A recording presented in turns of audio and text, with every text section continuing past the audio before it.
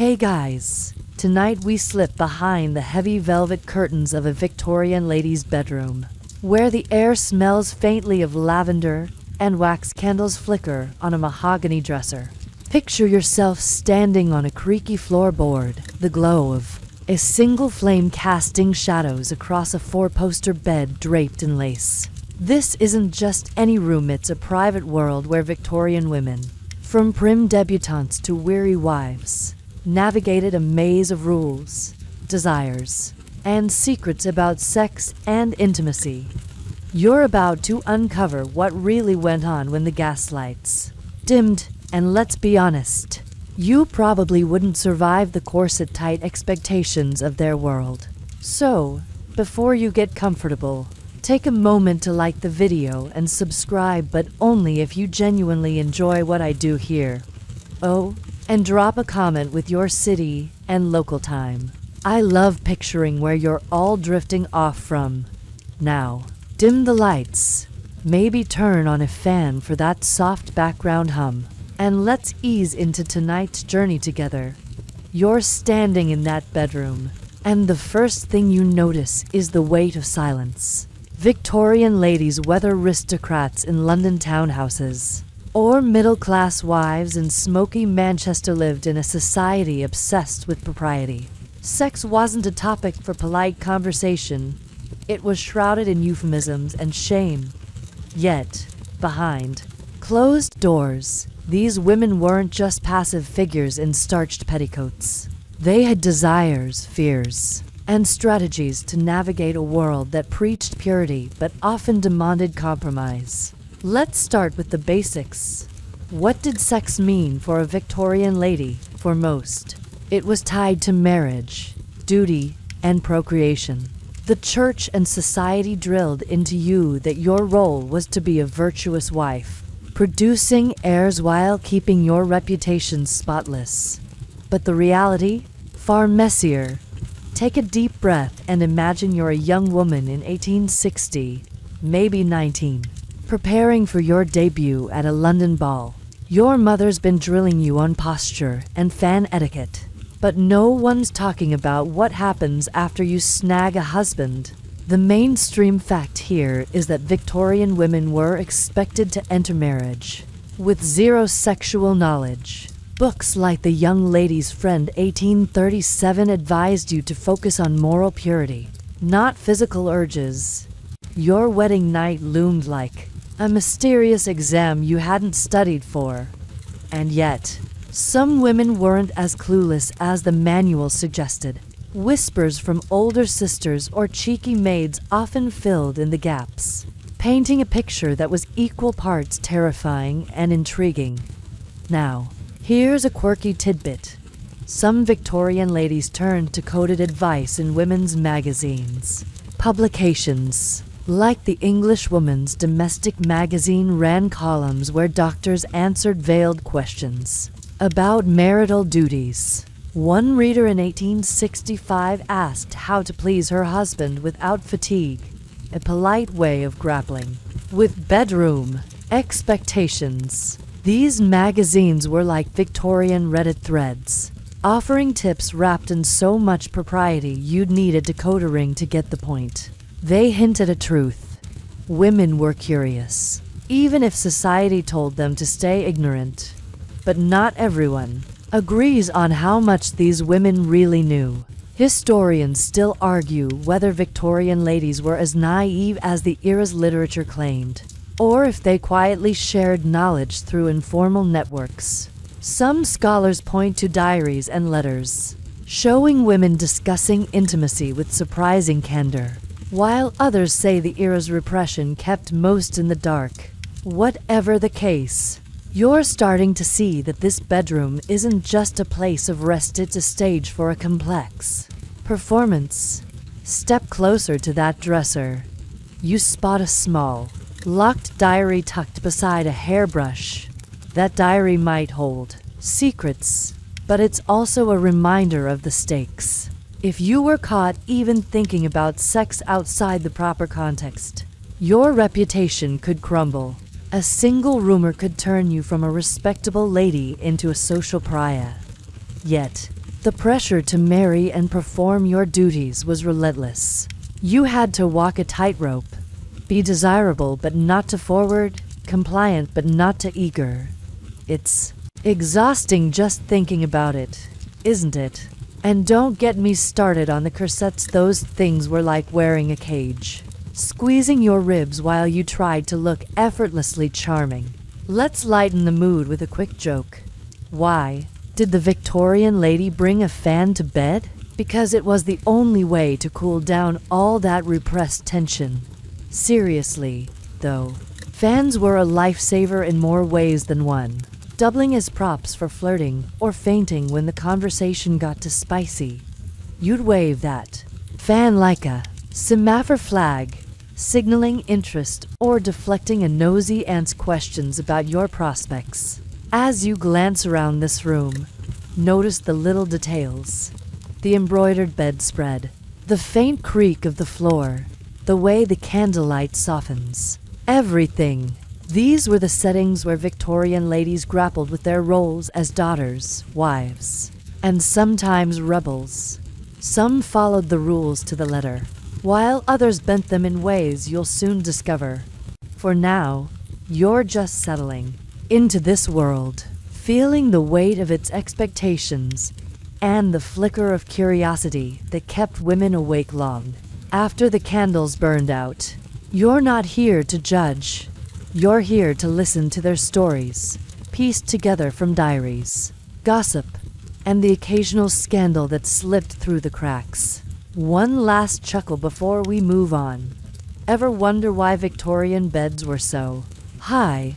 It wasn't just for style. You needed a step stool to climb in, probably to make sure you were too tired to cause any mischief.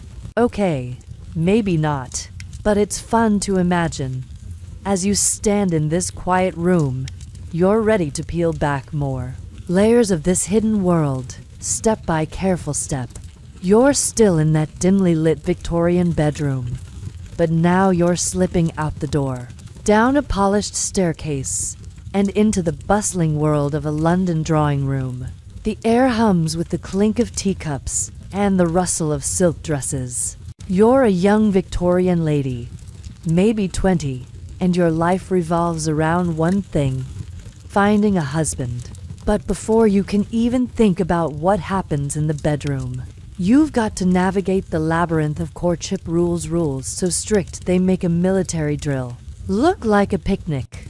It's like being a chess piece in a game where everyone's watching your every move, and one wrong step could checkmate your future.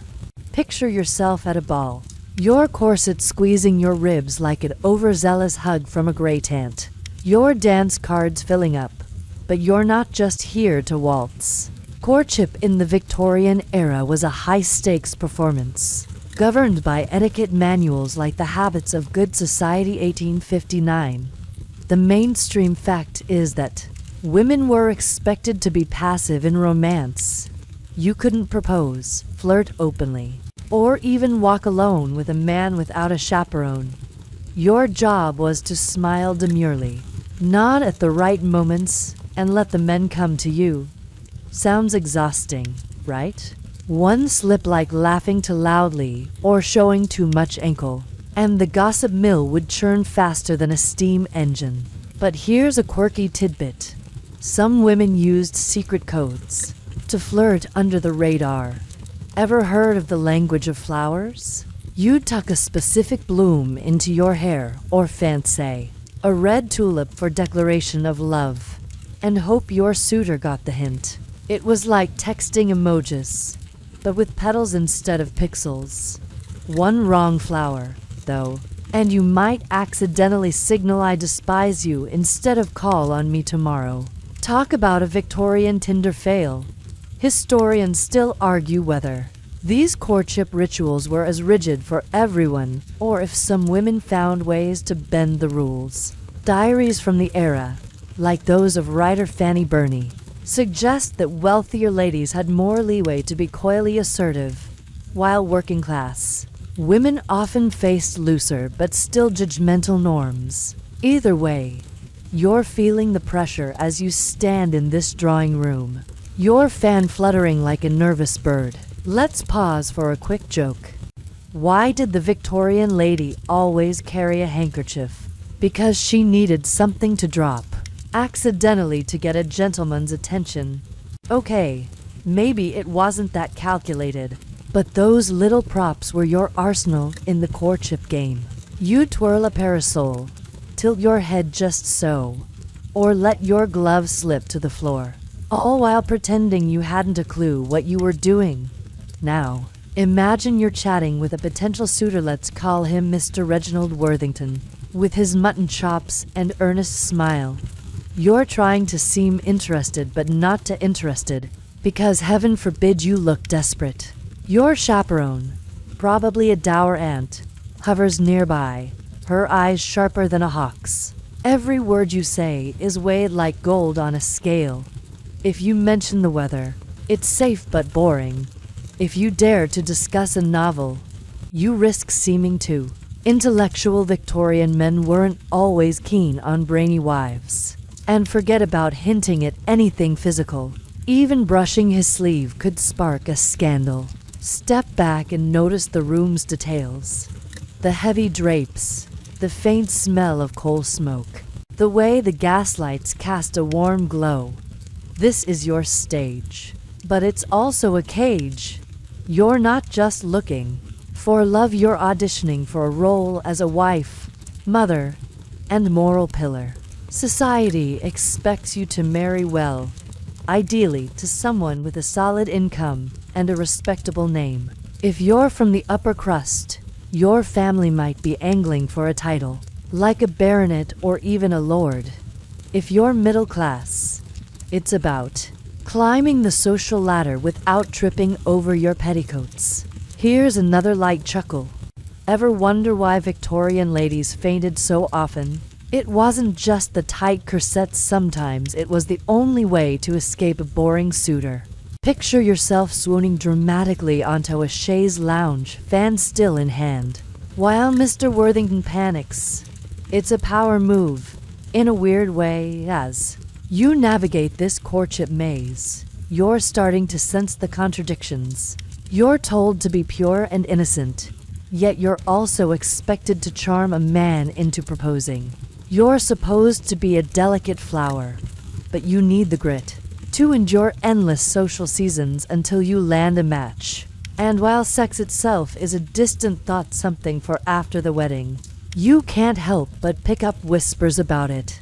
Maybe your married cousin let slip a vague comment about marital obligations, or you overheard servants giggling about something scandalous.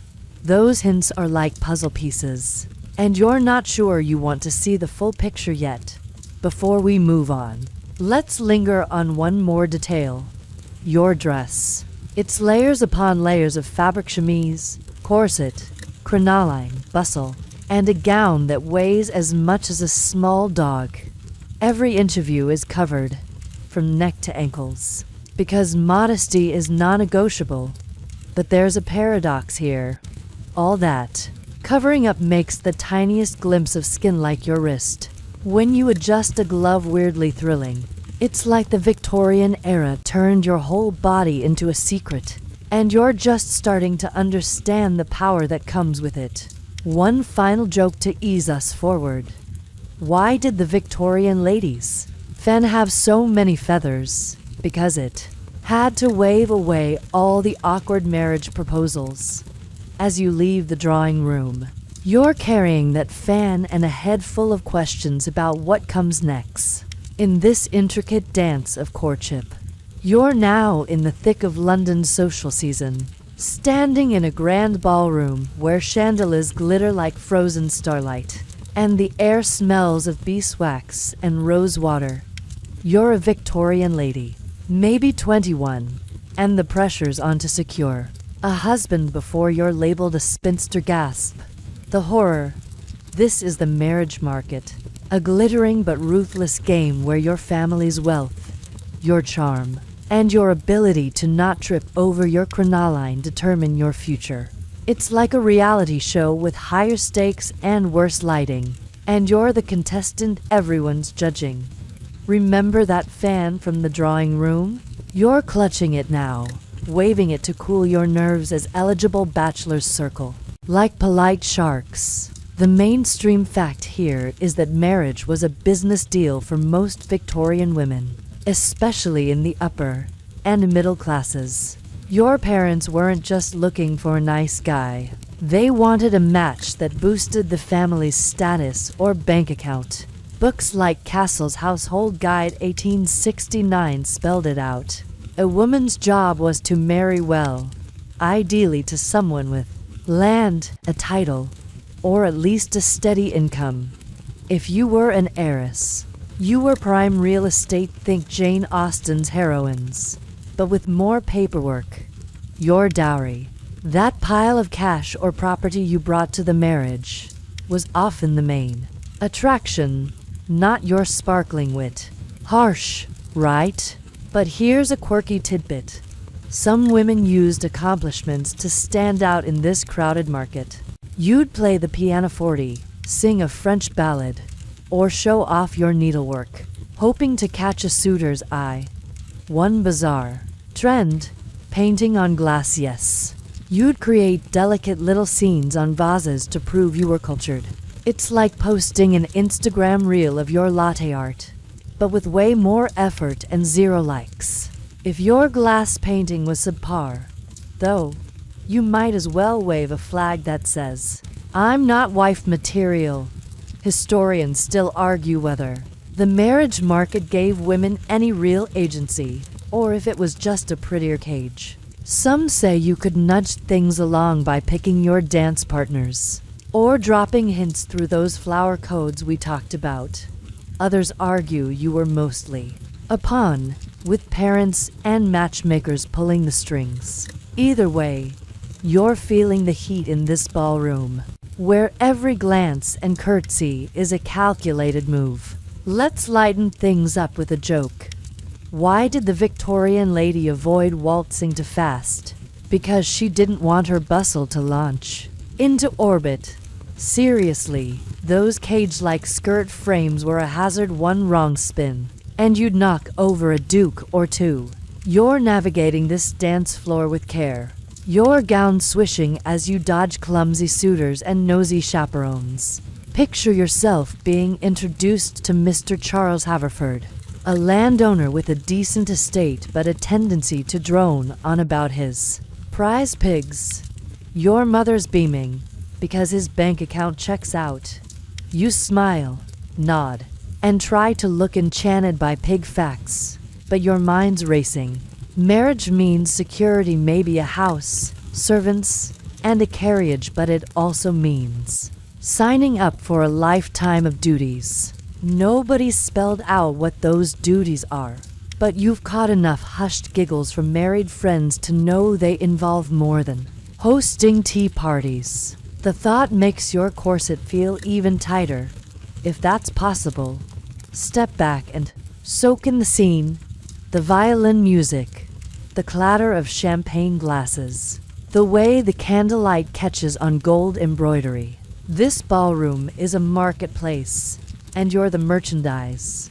If you're from a wealthy family, your father might be negotiating your dowry with a suitor's lawyer before you've even finished your first dance. If you're middle class, the stakes are just as high, but the prize might be a modest villa instead of a manor. Either way, you're expected to seal the deal before you hit your mid-20s, or society starts whispering that you're on the shelf. Rude, right? Here's another chuckle. Ever wonder why Victorian ladies carried such tiny purses? They only needed room for their dreams of escaping this marriage madness. Okay, maybe a few coins and a hairpin, too. But those little reticules were a reminder of how little control you had. Your future was in someone else's hands, usually a man's. As you weave through the crowd, you notice the other women. Some are giggling debutantes, barely 18, while others are seasoned players, pushing 25 and getting nervous. You overhear snippets of gossip. Miss Langley's engaged to a baron, But Miss Carter was caught walking unchaperoned with a captain's scandal. Alert! That's the tightrope you're walking. You've got to be charming enough to land a proposal, but pure enough to avoid rumors. And while sex is the last thing anyone talks about openly, it's the unspoken endgame. Marriage leads to bedrooms. And bedrooms lead to... well, you're not supposed to think about that yet. One more joke to keep things breezy. Why did the Victorian lady blush at balls? Because the chandeliers saw more of her secrets than her suitors did. Those lights were merciless, highlighting every nervous flush as you tried to play the perfect bride-to-be. As you leave the dance floor, your head spinning not from the waltz, but from the realization that this marriage market is just the beginning. You're starting to wonder, what happens when the deal is sealed and the bedroom door closes behind you?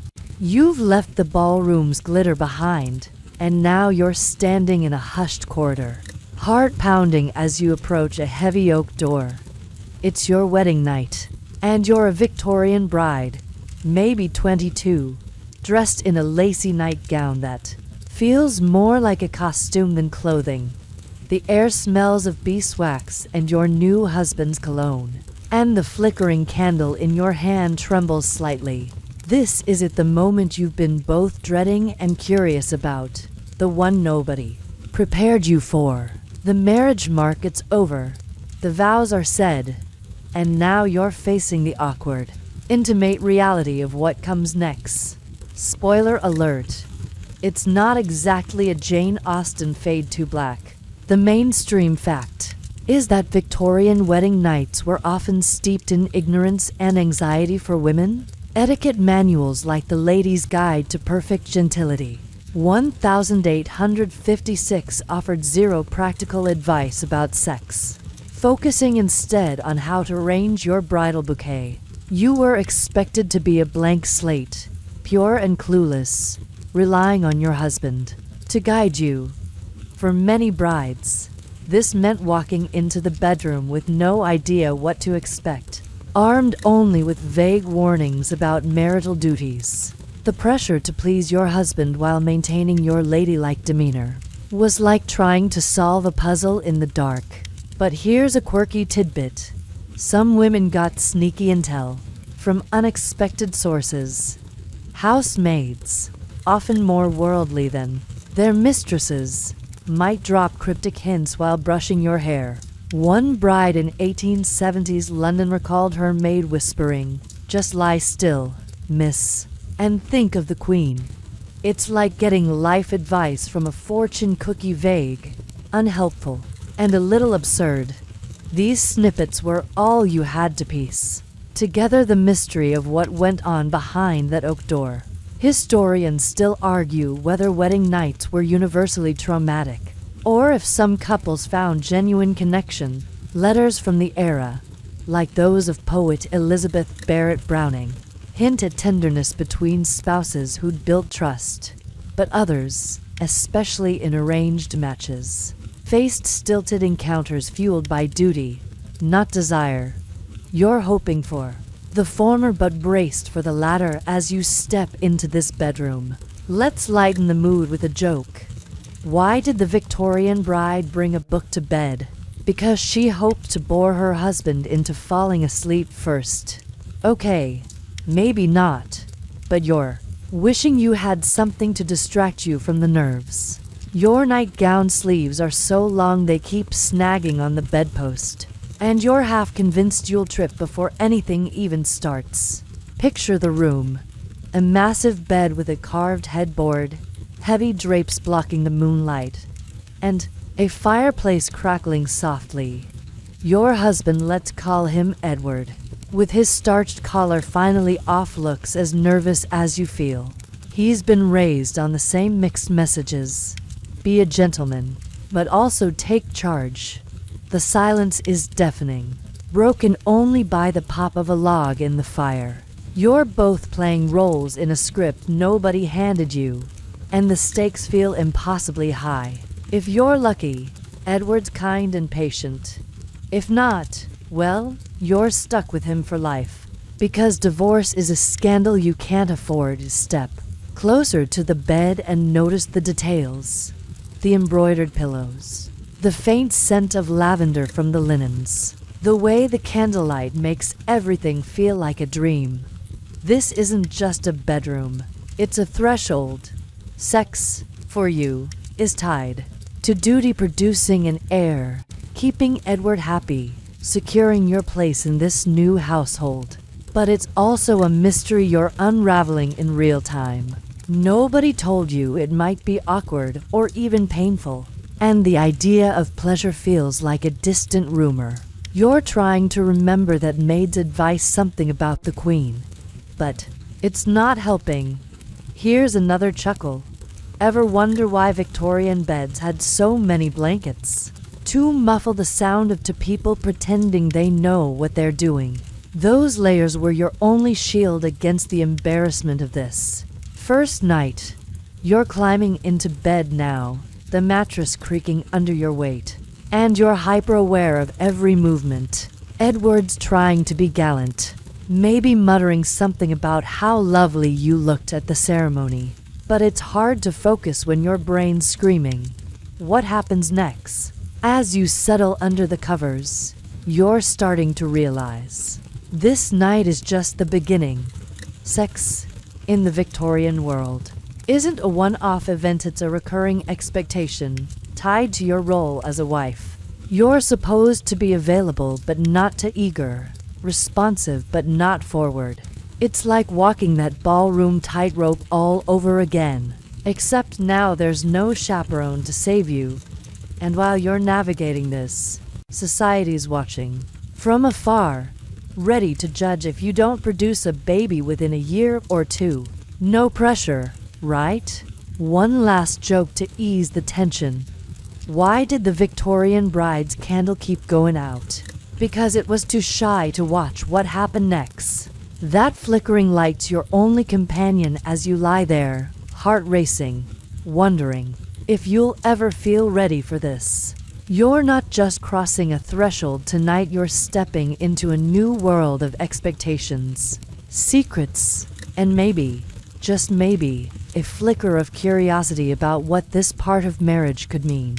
You're waking up in that same Victorian bedroom, the morning after your wedding night, with sunlight sneaking through the heavy drapes and a faint ache in your bones. From that creaky four-poster bed, you're a new bride, still adjusting to the weight of the gold ring on your finger and the stranger, your husband. Edward snoring softly beside you. The lavender-scented linens feel like a cocoon, but there's no hiding from the reality of your new role. Last night was a blur of nerves and awkwardness, and now you're facing the unspoken question. What does Edward expect from you in this marriage? Especially behind closed doors. You're about to learn that being a Victorian wife means navigating a minefield of masculine assumptions. And it's not as simple as smiling and nodding.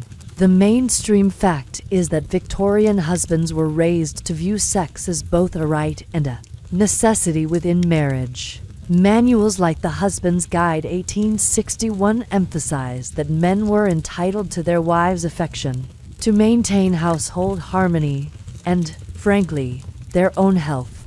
You were expected to be available whenever Edward wanted, no questions asked.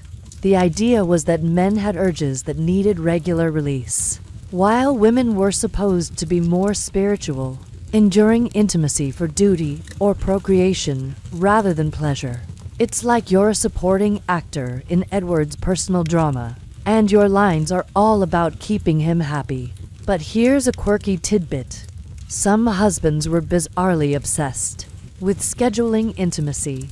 Wealthy men like Edward might follow advice from scientific pamphlets claiming specific days like Tuesdays or Fridays were ideal for marital relations to ensure healthy offspring. Imagine Edward pulling out a pocket calendar, pencil in hand, muttering about optimal timing while you try not to laugh. It's less romantic than a tax audit. But this was peak Victorian logic, turning even sex into a chore with a timetable. Historians still argue whether these expectations crushed women's autonomy, or if some found ways to assert control. Private letters, like those of socialite Lady Caroline Lamb, suggest a few wives negotiated terms, using affection as leverage for household decisions. Others, especially in stricter households, had little say. You're wondering where you'll land as you sit up in bed, smoothing your nightgown and eyeing Edward's sleeping form. Let's lighten things with a joke. Why did the Victorian husband keep a mustache? To look serious while scheduling his wife's duties. Those whiskers were like a badge of authority, and Edward's are impressively bushy. You're half tempted to tug them just to see if he wakes up, but you've got bigger worries like figuring out how to survive these expectations without losing yourself. Picture the room as the morning light brightens. The fireplace is cold now, but the embers still smell faintly of ash. Your wedding bouquet sits wilting on the dresser, a reminder of yesterday's fanfare. Edward stirs, mumbling something about breakfast, and you realize this is your new normal. He expects you to be his partner in every sense, running the household, hosting dinners, and, yes, sharing this bed regularly. The pressure's not just about sex. It's about embodying the ideal wife, a mix of angel and servant. You're supposed to anticipate his needs, from his morning tea to his late-night whims, all while looking effortlessly composed. Step closer to the window and peek through the drapes. The street below is waking up, carriages clatter, maids sweep, doorsteps, but your world feels smaller, confined to this house and Edward's rules. You're starting to sense the imbalance. He can go to his club, meet friends, or lose himself in work, but your life revolves around him. If you're lucky, he's kind, maybe even affectionate in a stiff, Victorian way. But if he's demanding or cold, you're stuck. Divorce is a social death sentence, and cruelty in court means physical abuse, not emotional neglect. You're learning fast that marriage is a contract, and you signed it with your eyes half closed. Here's another chuckle. Ever wonder why Victorian bedrooms had such heavy curtains? To block out the neighbor's judgment of your marital harmony. Those drapes are your shield, but they can't hide the reality of Edward's expectations. You're expected to be responsive but not to forward, because a wanton wife is almost as bad as a frigid one. It's like threading a needle while riding a horse. And while nobody talks about your pleasure, you're starting to wonder if it's even allowed. The manuals don't mention it, and your mother's advice was just be patient. Dear, as you dress for the day, lacing up that corset with a maid's help, you're piecing together what this role means. Edward's not a monster, he's just a product of his time, raised to see you as both his property and his moral compass. But those scheduling pamphlets, they're a clue that he's as clueless as you about making this work. You're both stumbling through, bound by rules neither of you wrote. And while you're supposed to produce an heir, preferably a son, because Victorian logic loves primogeniture, the thought of pregnancy adds another layer of dread. We'll get to that later, but for now, you're just trying to survive breakfast without blushing when Edward looks at you. One last joke to ease us forward. Why did the Victorian wife hide her diary? Because even her secrets had to get her husband's approval. That locked book on your dresser is your only outlet, and you're itching to scribble your thoughts about this strange new life. As you head downstairs, you're carrying the weight of Edward's expectations and a quiet resolve to find your own way through this marriage maze. You're sitting at a polished mahogany dining table, the clink of silverware against porcelain filling the morning air as you nibble on toast, and try not to meet Edward's gaze across the marmalade. You're a Victorian wife, a few weeks into Marriage. And the weight of last night's marital duties lingers like the faint scent of candle wax in your bedroom. You're starting to understand what Edward expects. But there's a new puzzle. How to manage the consequences. Babies are the goal, society's practically shouting it, but you're not ready for a nursery full of bonnets and bassinets. You're about to discover the secret world of Victorian contraception, where women like you got creative, sneaky, and sometimes downright desperate to control their futures. The mainstream fact is that Victorian women had limited access to reliable birth control. The church and medical establishment preached that procreation was the point of sex, and interfering was sinful or unnatural. Laws like the 1857 Obscene Publications Act made it risky to even distribute contraceptive advice. You were expected to pop out heirs like clockwork, especially if Edward's family needed a son to inherit the estate. But the reality, many women, from aristocrats to shopkeepers' wives, quietly sought ways to space out pregnancies or avoid them altogether, because childbirth was dangerous and raising a dozen kids was a budget buster. Here's a quirky tidbit. One popular method was the sponge trick. You'd soak a small sea sponge in vinegar or lemon juice, tie it with a ribbon, and well, insert it before things got intimate. It sounds like a craft project gone wrong, but diaries from the 1870s show women swearing by it. Think of it as the Victorian version of a DIY hack, except you're praying Edward doesn't notice the faint citrus scent. If that failed, you might try timing-based methods, tracking your cycle with whispered calculations, though the science was shaky, and safe days often weren't. Historians still argue whether these methods empowered women or just added stress to an already tough GIG. Some, citing letters from women like reformer Annie Besant, say contraception gave you a sliver of control in a world that offered none. Others point out the risks failed methods, social stigma, or even legal trouble if you got caught buying immoral devices. You're weighing those risks now, stirring your tea and wondering how to pull this off without raising eyebrows. Let's lighten the mood with a joke. Why did the Victorian wife keep lemons in her bedroom? Because she wasn't just making lemonade. Those citrus slices were your secret weapon, and you're half tempted to hide a sponge in the sugar bowl just to see Edward's reaction. For now, you're keeping your cool, sipping tea like it's your full-time job. Picture the scene. The dining room's heavy with oak paneling. A grandfather clock ticks in the corner, and a maid hovers, ready to refill your cup. Edward's reading the Times, oblivious to the mental math you're doing.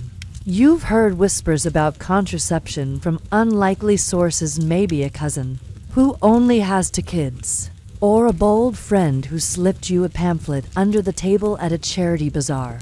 These pamphlets, often written by reformers like Charles Bradlaugh, used coded language about family limitation to dodge the censors. You've stashed one in your sewing basket, buried under embroidery thread, and you read it by candlelight when Edward's asleep. Step into the parlor for a moment and notice the details. The velvet cushions, the faint coal smoke tang from the fireplace, the way the morning light catches your wedding ring. This house is your domain now, but it's also a stage where every move is scrutinized. If you don't get pregnant soon, Edward's mother will start dropping hints about heirs. If you do, you're facing a grueling labor with a 1IN2O chance of not surviving it. Cheery, right? So, you're exploring options. Besides sponges, some women used pessaries, early diaphragms, or relied on herbal concoctions like pennyroyal tea. Though those could make you sick instead of safe, it's a gamble, and you're no chemist. Here's another chuckle. Ever wonder why Victorian ladies loved their sewing kits? Because they hid more than needles in there. That little basket's your Fort Knox, guarding secrets Edward would never suspect. You're starting to feel like a spy, plotting your next move while smiling over the teacups. But it's not all cloak and dagger. There's fear, too. If Edward catches on, he might be furious some husbands saw contraception as a betrayal. And if the maids gossip, your reputation could take a hit faster than you can say scandal. As you push back your chair, you're piecing together a plan. Maybe you'll visit that apothecary in the shady part of town, the one your friend mentioned, where a discreet chemist sells ladies' aids under the counter. Or maybe you'll stick to the sponge and pray for luck. Either way, you're learning that being a wife means more than just saying I do. It's about navigating Edward's world while carving out a tiny space for your own choices. Remember that diary on your dresser? You're itching to write about this, even if it's just to vent about the absurdity of vinegar-soaked sponges. One last joke to carry us forward. Why did the Victorian wife blush at breakfast? Because she was thinking about her sponge's secret mission. As you head upstairs to dress for the day, you're carrying a mix of nerves and defiance, ready to face whatever this marriage throws at you next. You're strolling through a manicured garden, the crunch of gravel under your boots mingling with the chirp of sparrows in the hedgerows. It's a crisp afternoon, and you're a Victorian lady, maybe 25, unmarried and perfectly content to stay that way. Society calls you a spinster, a word that stings like a nettle, but you're starting to see it as a badge of freedom. No Edward, no wedding night jitters, no vinegar-soaked sponges, just you, your books, and a life that's yours to shape. The air smells of damp earth and roses, and you're savoring the rare quiet of being unchaperoned, away from the marriage market's clamor. But don't get too smug. Being a single woman in Victorian England comes with its own quirks, perks, and secret liberties, especially when it comes to sex and desire. The mainstream fact is that unmarried women, particularly those past their early 20s, were often pitied or mocked in Victorian society. Novels like Pride and Prejudice 1813 hammered home the idea that marriage was a woman's ultimate goal, and failing to snag a husband left you a burden to your family or a laughingstock. If you didn't inherit wealth, you might end up a governess or companion, scraping by on a pittance. But for those with means like you, let's say, with a modest trust from a late aunt, spinsterhood offered surprising independence. You could live alone or with friends, manage your own money, and dodge the bedroom expectations that weighed on wives. Here's a quirky tidbit. Some spinsters formed Boston marriages, cozy partnerships with other women that raised eyebrows, but were rarely questioned. These setups, named after American trends but common in England, let you share a home, expenses, and emotional intimacy without a man in sight. In the 1870s, women like writer Charlotte Cushman lived openly with female partners, calling them sisters or friends to keep things proper.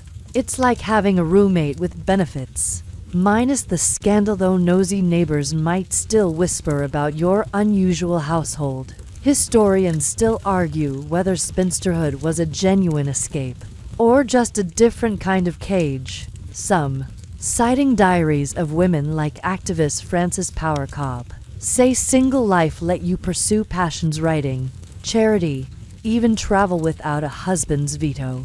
Others note the social cost. You were often excluded from married couples' circles, or treated like a charity case at family gatherings. As you wander this garden, you're weighing both sides, feeling the breeze on your face and the thrill of answering to no one. Let's lighten things with a joke. Why did the Victorian spinster carry an umbrella? To fend off pitying looks and bad suitors. That parasol's your shield as you dodge questions about why you're still single. You're smiling to yourself, knowing you've got secrets society would never guess. Picture the scene. The garden's bursting with late summer blooms, and you've got a novel tucked under your arm, maybe Jane Eyre, with its rebellious heroine who almost says no to marriage. You've chosen this life. Or maybe it chose you after too many Mr. Haverfords droned on about pigs. Either way, you're free from the corset-tight rules of wifely duties. But that doesn't mean you're immune to desire.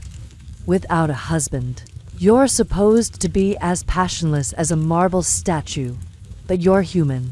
You might daydream about a dashing stranger, or pen fervent poems in that diary we keep circling back to. And yes, you've heard the hushed gossip about what women do alone in their rooms. More on that later. Step closer to a rose bush and notice the details. The velvety petals, the faint hum of bees, the way your bonnet's ribbons flutter in the wind. This garden's your sanctuary, a place to think without your mother's voice nagging about proposals. You're not naive. You know spinsterhood has downsides. If you're middle class, you might rely on a brother's charity, and if you're wealthy, you're dodging fortune hunters who see you as a walking dowry. But there's power here, too. You can say no to suitors. Spend your evenings reading instead of sewing Edward's socks. And maybe even flirt with ideas society deems improper, like love. That doesn't end in a church. Here's another chuckle. Ever wonder why spinsters loved their cats so much? Because they were the only ones who didn't judge your single status. Your tabby's probably curled up in your parlor right now, purring through your unconventional life. You're starting to see that freedom comes with a price, but it's one you're willing to pay. As you round a bend in the path, you spot a bench and sit, letting the garden's calm sink in. You're not just dodging marriage, you're crafting a life outside the script. Some spinsters, like you, quietly explored their desires through friendships or private fantasies. Others threw themselves into causes suffrage, education finding, purpose beyond romance. You're not sure where you land, but for now, this garden feels like enough. Remember that ballroom where you danced under pressure? You're miles from that now, and the absence of a wedding ring feels like a victory. One last joke to carry us forward. Why did the spinster's diary have so many locks? Because her thoughts were too wild for Victorian eyes. As you rise from the bench, novel in hand, you're ready to face the world on your terms. Curious about what other secrets single life might hold. You're curled up in a plush armchair in your parlor, the fire crackling softly as rain patters against the window panes. You're a Victorian lady, maybe 28, married or single. It doesn't matter, you're alone tonight, flipping through a medical pamphlet that promises to preserve feminine health. The air smells of coal, dust, and wax, and your teacup sits forgotten on a side table. You're diving into the bizarre world of Victorian medical advice about women's bodies, where doctors spun wild theories about sex and desire that sound like they were cooked up in a fever dream. This isn't just about health, it's about the myths that shaped how you saw your own body. And let's just say, you're in for some head-scratching moments. The mainstream fact is that Victorian medicine often viewed women's sexuality through a lens of control and misunderstanding. Doctors, mostly male, published tomes like The Functions and Disorders of the Reproductive Organs 1857 by William Acton, claiming women had little to no sexual desire. You were told your role was to be passive, your body a vessel for motherhood, not pleasure. If you felt otherwise, it was a disorder needing a cure, maybe a cold bath or a stern lecture. These ideas weren't just academic, they trickled into your life, from your doctor's office to your mother's advice, making you question every flutter of feeling. But here's a quirky tidbit. Some doctors prescribed pelvic massage, For hysteria, a catch-all diagnosis for everything from anxiety to, well, wanting sex. You'd visit a physician's office, lie on a table, and let him manually relieve your symptoms. Yep, it's exactly as awkward as it sounds. By the 1880s, early vibrators were invented to speed up the process, marketed as medical tools, not pleasure devices. Imagine flipping through a catalog and seeing a clunky contraption advertised as Dr. Smith's Vitality Restorer. It's like ordering a blender for your soul, and you're half curious, half mortified. Historians still argue whether these medical myths oppressed women or gave them a weird kind of agency. Some say treatments like pelvic massage let you explore your body under the guise of health, while others argue it reinforced the idea that your desires were a problem to fix. As you sit in this parlor, pamphlet in hand, you're wondering what to believe about yourself. Let's lighten things with a joke. Why did the Victorian lady avoid her doctor? Because his cure was weirder than her symptoms. You're chuckling as you imagine dodging Dr. Jones and his suspicious massage kit. For now, you're sticking to tea and skepticism. Thank you very much. Picture the scene. The parlor's cozy, with velvet drapes and a faded Persian rug.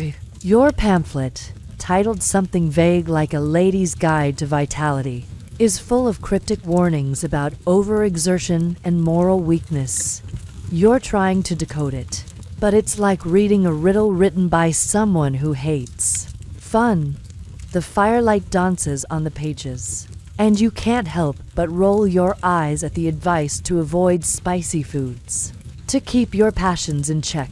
Spicy foods, really?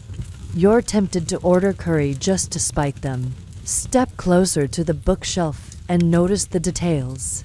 The leather-bound novels, the faint creak of the floorboards, the way the rain makes everything feel hushed.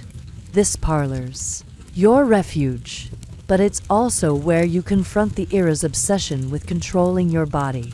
Doctors didn't just misunderstand desire, they pathologized it. If you were too passionate, you risked being labeled hysterical and sent to an asylum. If you were too reserved, you were frigid, failing your husband or your natural role. It's a lose-lose game, and you're tired of the rule book. Here's another chuckle. Ever wonder why Victorian doctors loved leeches so much? Because they thought even your blood was misbehaving. Those slimy critters were less about sex and more about the era's love for extreme fixes. But you're glad they're not in this pamphlet. You're flipping pages now, landing on a section about nervous debility caused by immodest thoughts. The cure? Long walks and prayer. You're half tempted to take a walk in the rain just to clear your head from this nonsense. As you sink deeper into the armchair, you're starting to see the bigger picture. These medical myths weren't just quirky, they shaped how you navigated intimacy. Whether you were married like that newlywed we met or single like our garden-strolling spinster, if you were married, you might worry your desires were unnatural, especially if Edward's timetable didn't match your mood. If you were single, you faced extra scrutiny. Any sign of passion could brand you a fallen woman. Yet, you're not alone in questioning this. You've heard whispers at tea parties about women ignoring their doctors, trusting their instincts instead. Maybe that cousin with only 2 kids knows more than she lets on. One last joke to ease us forward. Why did the Victorian lady burn her medical pamphlet? Because she didn't need a doctor to tell her she was human. You're tempted to toss this one into the fire, but for now, you're keeping it as a reminder of the absurdity you're up against. As you set it aside and reach for your tea, you're ready to explore how other women like you pushed back against these myths, finding ways to claim their desires in a world that wanted to keep them locked up. You're tucked into a quiet corner of your bedroom, the one with the creaky floorboards and lavender-scented linens. sitting at a small writing desk with a flickering oil lamp. It's late.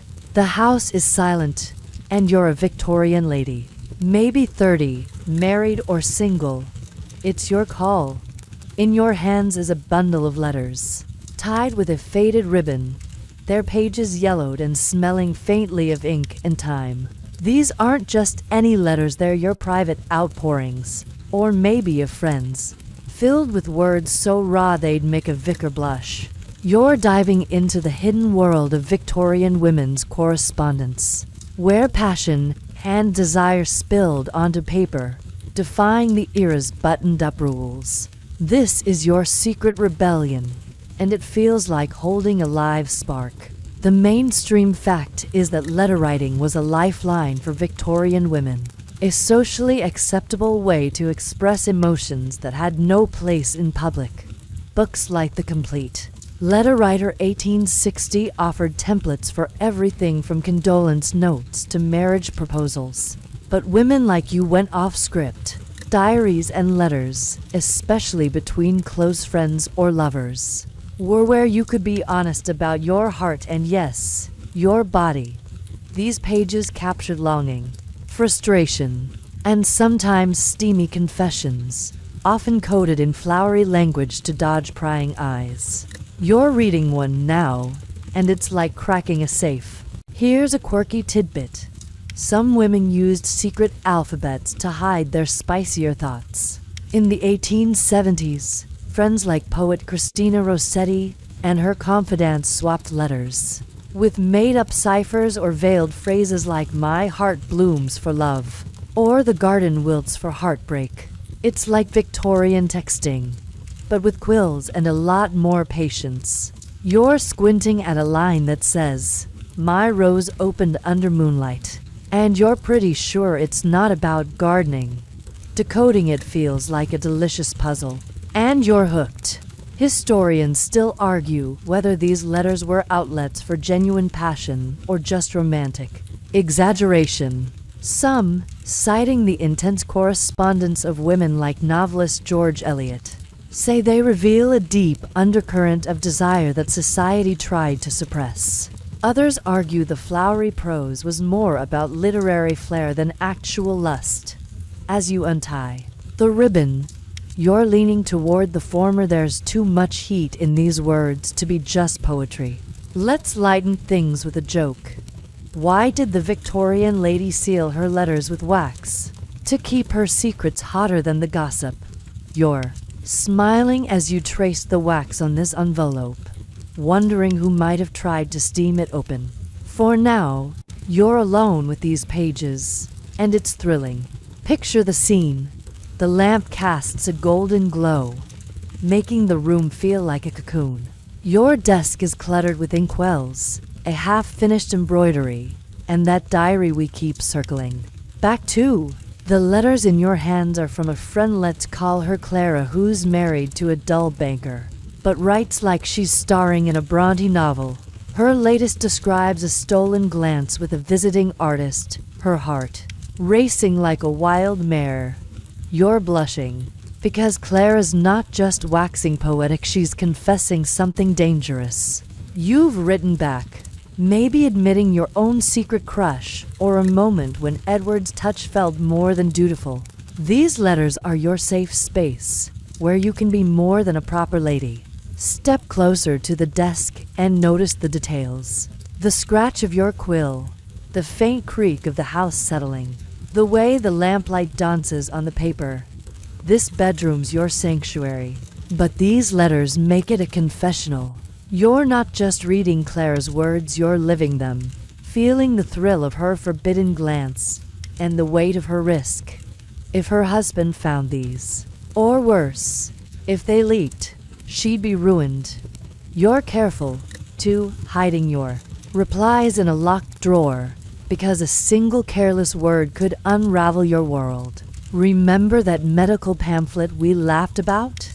It's nothing compared to the danger of these pages. Here's another chuckle. Ever wonder why Victorian ladies wrote such tiny handwriting to fit all their scandals on one page? You're marveling at Clara's microscopic script, wondering how she didn't go blind. You're tempted to write back tonight, pouring out your own thoughts. But you're also nervous. Ink feels permanent, and secrets have a way of escaping. As you fold the letters, you're starting to see how vital this was. For married women, letters let you vent about Edward's timetables or confess desires he'd never understand. For single women, they were a way to explore feelings without risking a proposal. Some letters, especially between women, blur the line between friendship and something deeper. Those Boston marriages we touched on aren't far off. You're wondering if Clara's artist is a man or a woman, and the ambiguity feels like part of the magic. These pages let you be human in a world that demands you be an angel. One last joke to ease us forward. Why did the Victorian lady's ink bottle run dry? Because her heart had too much to say. You're setting the letters down, careful not to smudge the ink, and blowing out the lamp as the room darkens. You're carrying Clara's words and your own, ready to explore what other secrets Victorian women hid in plain sight. You're slipping through the foggy streets of London, the gaslights casting hazy pools of light on the cobblestones. As you pull your shawl tighter against the damp chill, it's after dark, and you're a Victorian lady, maybe 32, respectable by day but curious tonight, venturing into the shadowy edges of the city where secrets thrive. The air smells of coal smoke and wet wool, and you're catching whispers of a world most ladies pretend doesn't exist. Prostitution. It's not just the fallen women in alleyways. It's a web that touches even the primmest drawing rooms. And you're about to see how close it hits to home. This isn't a scandal sheet. It's the gritty reality of sex and survival in Victorian England. The mainstream fact is that prostitution was widespread in Victorian cities, with estimates suggesting tens of thousands of women worked the trade. In London alone by the 1860s, the Contagious Diseases Acts of the 1860s targeted sex workers for medical inspections, aiming to protect men, especially soldiers, from disease, while doing little for the women themselves. You've heard the sermons calling these women soiled doves, but the truth is messier. Many were maids, factory girls, or even widows, driven to the streets by poverty, not choice. Their lives brushed against yours in ways you're only now noticing, like the seamstress who stitched your gown, or the flower girl you passed this morning. Here's a quirky tidbit. Some high-end courtesans ran their own salons, hosting artists and politicians in plush townhouses. Women like Laura Bell, a famous 1850s courtesan, lived like celebrities, with carriages and jewels that outshone many a society wife. You're picturing one now, sipping champagne while you're stuck sipping tea with Edward's dull cousins. These women weren't just surviving, they were thriving, bending the rules in a way you secretly admire, even if you'd never admit it over scones. Historians still argue whether prostitution offered women agency or trapped them in exploitation. Some, citing memoirs like those of Walter in My Secret Life, say elite sex workers wielded real power, choosing clients and setting terms. Others point to police records showing brutal conditions for street workers, with disease and violence as daily risks. As you tread these streets, you're torn between awe and unease, wondering where the line falls. Let's lighten things with a joke. Why did the Victorian courtesan carry a fan to wave away boring clients and bad offers? You're smirking, imagining yourself flicking a fan to dodge a leering stranger. For now, you're keeping your head down, blending into the crowd as you explore this hidden world. Picture the scene. The streets alive with clattering hansoms, hawkers selling oysters, and women in gaudy shawls calling out to passers-by. You're near the Haymarket, a notorious nightlife hub, where respectable men sneak away from their wives. You're not here to judge, you're curious. Maybe you've heard rumors about a friend's husband spotted in these parts, or caught a maid whispering about night work. Prostitution's not just a distant vice, it's woven into your world.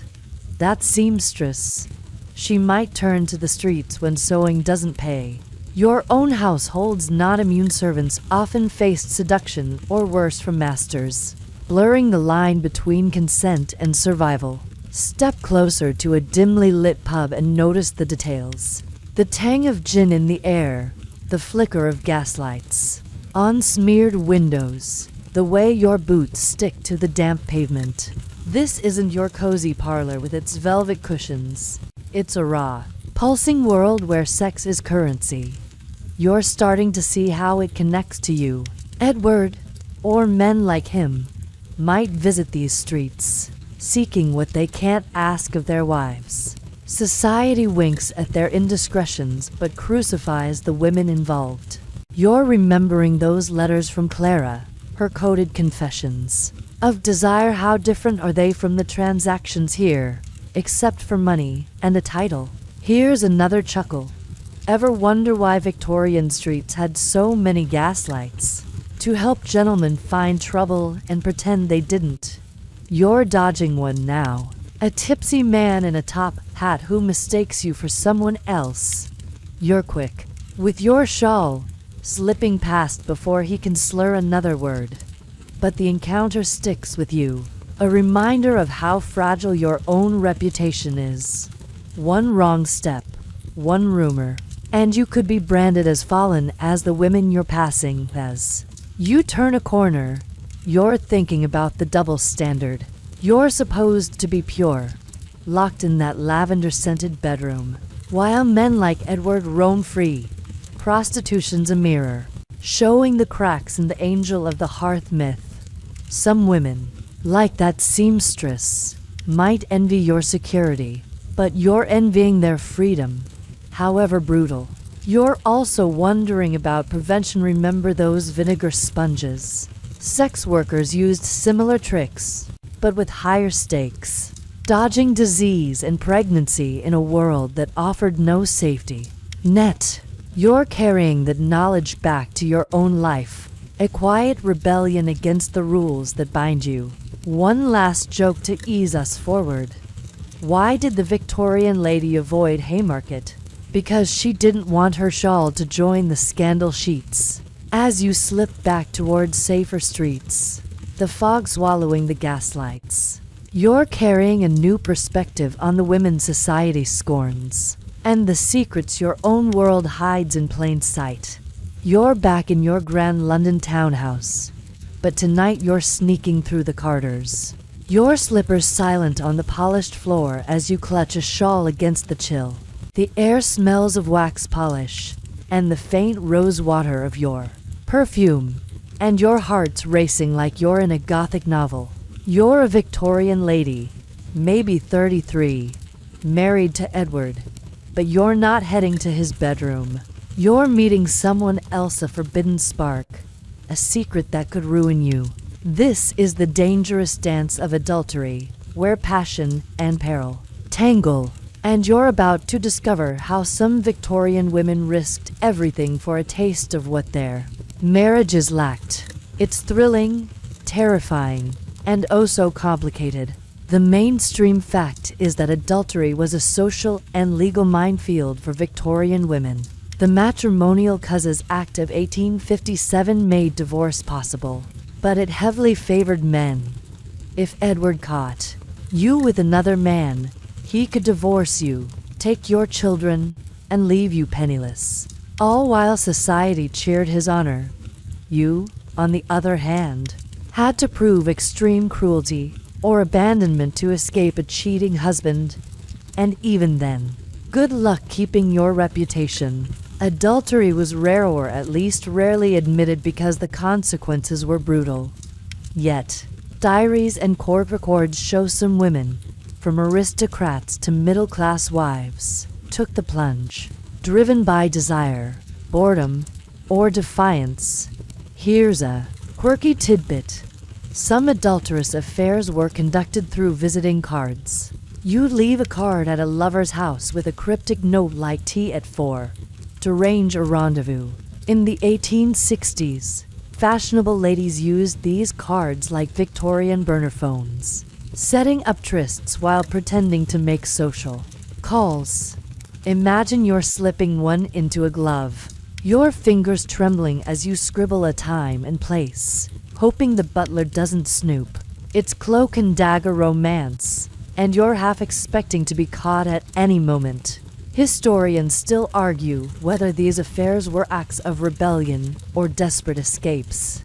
Some, citing letters like those of Lady Caroline Norton, say women sought love or power in a system that gave them neither. Others point to divorce court testimonies showing affairs often ended in shame or blackmail. As you creep toward the servants' staircase, your secret exit, you're weighing the thrill against the cost, wondering if it's worth it. Let's lighten things with a joke. Why did the Victorian lady carry extra pins? To pin her secrets shut before they unraveled. You're checking your hairpins now, making sure your bonnet hides your face as you slip out. This isn't a game, but the adrenaline's got you grinning like a schoolgirl. Picture the scene. The house is dark, save for a single candle stub you're carrying, its flame dancing wildly. The staircase creaks, and you freeze, listening for Edward's snores or a maid's footsteps. You're meeting, let's say, a charming novelist, Mr. Langley, whose poetry readings left you dizzy last month. He's not your husband, but his words feel more like home than Edward's timetable ever did. You've planned this carefully. A late-night walk in a quiet park, chaperoned only by moonlight. It's not just about sex, though you're curious. It's about feeling alive, seen, wanted in a way your marriage never delivers. Step into the night air and notice the details. The fog curling around the street lamps, the distant clop of a hansom cab, the way your breath clouds in the cold. This is your rebellion, but it's fragile. If a neighbor spots you, or if Langley's less discreet than he seems, you're done for. Remember those letters we read? They're child's play compared to this. One wrong move, and you're not just risking gossip, you're risking your home, your children, maybe your life. Victorian society loves a fallen woman's story, but only as a cautionary tale. Here's another chuckle. Ever wonder why Victorian ladies wore such long cloaks? To sneak past their own scandals in style. Your shawl's doing double duty tonight, hiding your face and your nerves. You're thinking about other women who've walked this path, maybe a friend who vanished from society after a mysterious trip abroad, or that divorce case in the papers, where a wife's love letters were read aloud in court. It's sobering, but Langley's smile is waiting, and it's pulling you forward as you reach the park. You're starting to understand the stakes. Adultery, for you, isn't just about desire, it's about reclaiming a piece of yourself. Edward's expectations, those medical myths we laughed over, the marriage market's rules, they've all boxed you in. This affair, even if it's just stolen glances and whispered promises, feels like breaking free. But freedom's costly. You're dodging servants, hiding letters, and praying your diary stays locked. And sex, it's a line you might cross, but it's fraught. Pregnancy's a giveaway, and those vinegar sponges aren't foolproof. You're not sure if you're brave or reckless, but you're here, heart pounding. One last joke to ease us forward. Why did the Victorian lady's heart race at midnight? Because her secrets were faster than her corset. As you spot Langley's silhouette in the fog, you're carrying the weight of this choice, ready to see where this dangerous dance leads and what it reveals about the woman you're becoming. You're lying on a chaise lounge in your morning room, the sunlight filtering through lace curtains as you fan yourself against the stuffy heat. The air smells of polished wood, and the chamomile tea cooling on a tray beside you. You're a Victorian lady, maybe 34, married to Edward, and you're staring at the ceiling. Your mind heavy with a new reality. You're pregnant. The doctor confirmed it yesterday. And now the weight of motherhood, its expectations, risks, and relentless demands sits on your chest like a stone. You're not just carrying a child. You're carrying society's hopes, Edward's legacy, and a future that feels both inevitable and terrifying. This is the Victorian burden of pregnancy, and you're about to feel every ounce of it. The mainstream fact is that pregnancy was a central duty for married Victorian women, seen as their primary contribution to family and society. Medical texts like the Management of Pregnancy 1865 stressed that your job was to produce healthy heirs, ideally sons, to carry on the family name. You were expected to endure multiple pregnancies. 6 to 10 children wasn't uncommon despite the toll on your body. Childbirth was dangerous. Roughly 5% of mothers died per delivery, often from infection or hemorrhage. You're acutely aware of this, lying here, wondering if you'll survive to see your baby's face, or if you'll join the grim statistics. Whispered at tea parties. Here's a quirky tidbit. Some women swore by maternal impressions, the belief that your thoughts during pregnancy could shape your baby. If you gazed at a handsome portrait, you might birth a beautiful child. If you were startled by a dog, your baby might be marked with a birthmark. In the 1870s, ladies' magazines ran stories of mothers blaming odd cravings or frights for their child's quirks. You're half tempted to stare at Edward's old schoolboy photo, hoping for a son with his better traits. But it feels like folklore, not science. Historians still argue whether pregnancy gave women status or just trapped them further.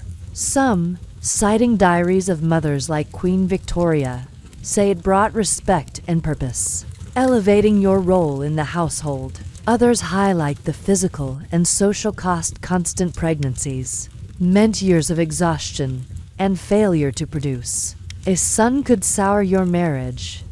As you rest your hand on your still flat stomach, you're feeling both the pride and the dread, wondering how you'll navigate this. Let's lighten things with a joke. Why did the Victorian lady eat so much pudding? Because she hoped it'd sweeten her baby's temper. You're smiling, imagining a nursery full of sugar plum babies. But the reality's less whimsical. You're sipping that chamomile, trying to calm your nerves. Picture the scene. The morning room serene, with floral wallpaper and a ticking mantel clock. Your crinoline's been swapped for a looser gown, a small mercy as your body starts to change. The doctor's visit lingers in your mind. He was all starched collars and vague reassurances, muttering about rest while ignoring your questions. You're expected to stay calm, avoid excitement, and let nature take its course. But that's easier said than done. Edward's thrilled, already planning names. Charles for a boy. Naturally, but you're thinking about the labor ahead. Hours, maybe days, of pain with only chloroform, if you're lucky. To dull it, step closer to the window and notice the details. The soft hum of bees in the garden, the faint creak of the floor under your slippers, the way the sunlight warms your face. This room's your haven, but it can't shield you from what's coming. Pregnancy ties you to that bedroom we started in, to Edward's expectations, and to those vinegar sponges you hoped would buy you time. They failed, or maybe you didn't use them, caught up in duty or desire. Either way, you're here now, facing a future where your body's not just yours anymore. Society's watching, ready to judge if you failed to deliver a healthy child or, worse, a girl. Here's another chuckle. Ever wonder why Victorian nurseries had such big cradles? to hold all the expectations piled on the poor baby. You're picturing the cradle now, wondering if you'll ever feel ready to fill it. You're also thinking about other women friends who've lost babies or their own lives in childbirth. Their stories hushed but never forgotten. You've heard of lying in hospitals, where poor women go, but you'll likely deliver at home, attended by a midwife or doctor who may or may not wash his hands. It's a gamble, and you're not feeling lucky as you shift on the chaise. You're starting to see the bigger picture. Pregnancy isn't just physical, it's a performance. You're supposed to glow with maternal joy, host tea parties until your confinement, and then retreat for weeks after birth, hidden away like a secret. If you're like that spinster we met, you're glad to dodge this. But as a wife, it's your script. You're remembering Clara's letters, her coded fears about her own pregnancies, and you're tempted to write back, asking how she survived the exhaustion, the fear, the endless scrutiny. But for now, you're alone with your thoughts, your hands still resting on that invisible weight. One last joke to ease us forward. Why did the Victorian lady's fan work overtime? Because pregnancy made her hot and bothered in every way. You're fanning yourself now, half laughing, half sighing, as you rise to face the day. As you step toward the door, you're carrying the hope and fear of this new life, ready to explore what other burdens and maybe freedoms Victorian women found in their choices. You're sitting in a cozy drawing room, not your own, but a friend's, where the air smells of beeswax and dried lavender from a vase on the mantel. The fire crackles softly, and you're a Victorian lady, maybe 31, single or married. It's your choice. Sipping tea with a small circle of women you trust. The conversations like gowns, novels, the latest charity bazaar, but there's an undercurrent. A glance or a laugh that feels more intimate than proper. You're dipping into the quiet world of queer love, where Victorian women like you found affection and connection in ways society didn't name, let alone approve. This isn't about scandal. It's about the subtle, tender bonds that bloomed in the shadows. The mainstream fact is that same-sex relationships between women existed in Victorian England, often cloaked as romantic friendships, social norms, as described in books like the Ladies' Pocket magazine 1830s, encouraged close female bonds, letter-writing, hand-holding, even sharing beds during visits because women were seen as pure and incapable of improper desire. These friendships gave you cover to express love that went beyond platonic, without raising alarms. You could pour your heart into letters or spend hours with a dear companion, like the one sitting across from you now, her smile making your pulse skip. Here's a quirky tidbit. Some women exchanged friendship rings or lockets with each other's hair, symbols of devotion that looked innocent but felt profound. In the 1860s, figures like sculptor Harriet Hosmer wore these tokens openly, calling their partners sisters to dodge gossip. You're fidgeting with a locket now, a tiny braid of your friend's hair inside, and it's like carrying a secret poem in your pocket. It's not just jewelry, it's a promise, and you're cherishing every glance that says she feels it too. Historians still argue whether these relationships were mostly emotional or often physical. Some, citing diaries like those of Anne Lister, a landowner who detailed her lesbian affairs in code, say physical intimacy was common among women who loved women. Others argue the era's repression kept most bonds chaste, focused on soulful connection. As you sip your tea, you're wondering where your own heart lies, feeling the warmth of this moment and the risk of wanting more. Let's lighten things with a joke. Why did the Victorian lady bring her needlework to tea? To stitch her secrets into something proper. You're chuckling, your embroidery hoop forgotten on the sofa. because this room feels safe enough to let your guard down. For now, you're just basking in the glow of your friend's laugh. Picture the scene. The drawing. Room's intimate, with faded chintz curtains and a tray of biscuits no one's touched. Your friend, let's call her Eliza, sits close, her skirt brushing yours as she leans to refill your cup. The other women, maybe 3 or 4, are allies, part of this unspoken circle. You've all read the same novels, like Carmilla, that hint at forbidden love between women. And you've caught the way Eliza's eyes linger when she quotes poetry. This isn't like the dangerous adultery we explored, or the public shame of prostitution. This is private, a world you've built together, hidden in plain sight. Step closer to the fire and notice the details. The soft pop of burning logs, the faint creak of the floor under Eliza's chair, the way the lamplight catches the gold in her hair. This room's a sanctuary, like that garden where our spinster roamed, but it's also fragile. Society might tolerate your friendship, but if you're too obvious, say, living together like those Boston marriages we mentioned, gossip could turn cruel. You're remembering Clara's letters, her coded passion for her artist, and wondering if she ever felt this kind of pull. Your locket feels heavier now, a reminder of what you're risking for these moments. Here's another chuckle. Ever wonder why Victorian ladies wrote such long letters?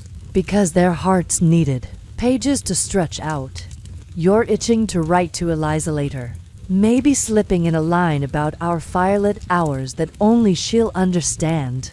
But your careful letters can be intercepted, and while your bond feels sacred, the world outside this room is not kind.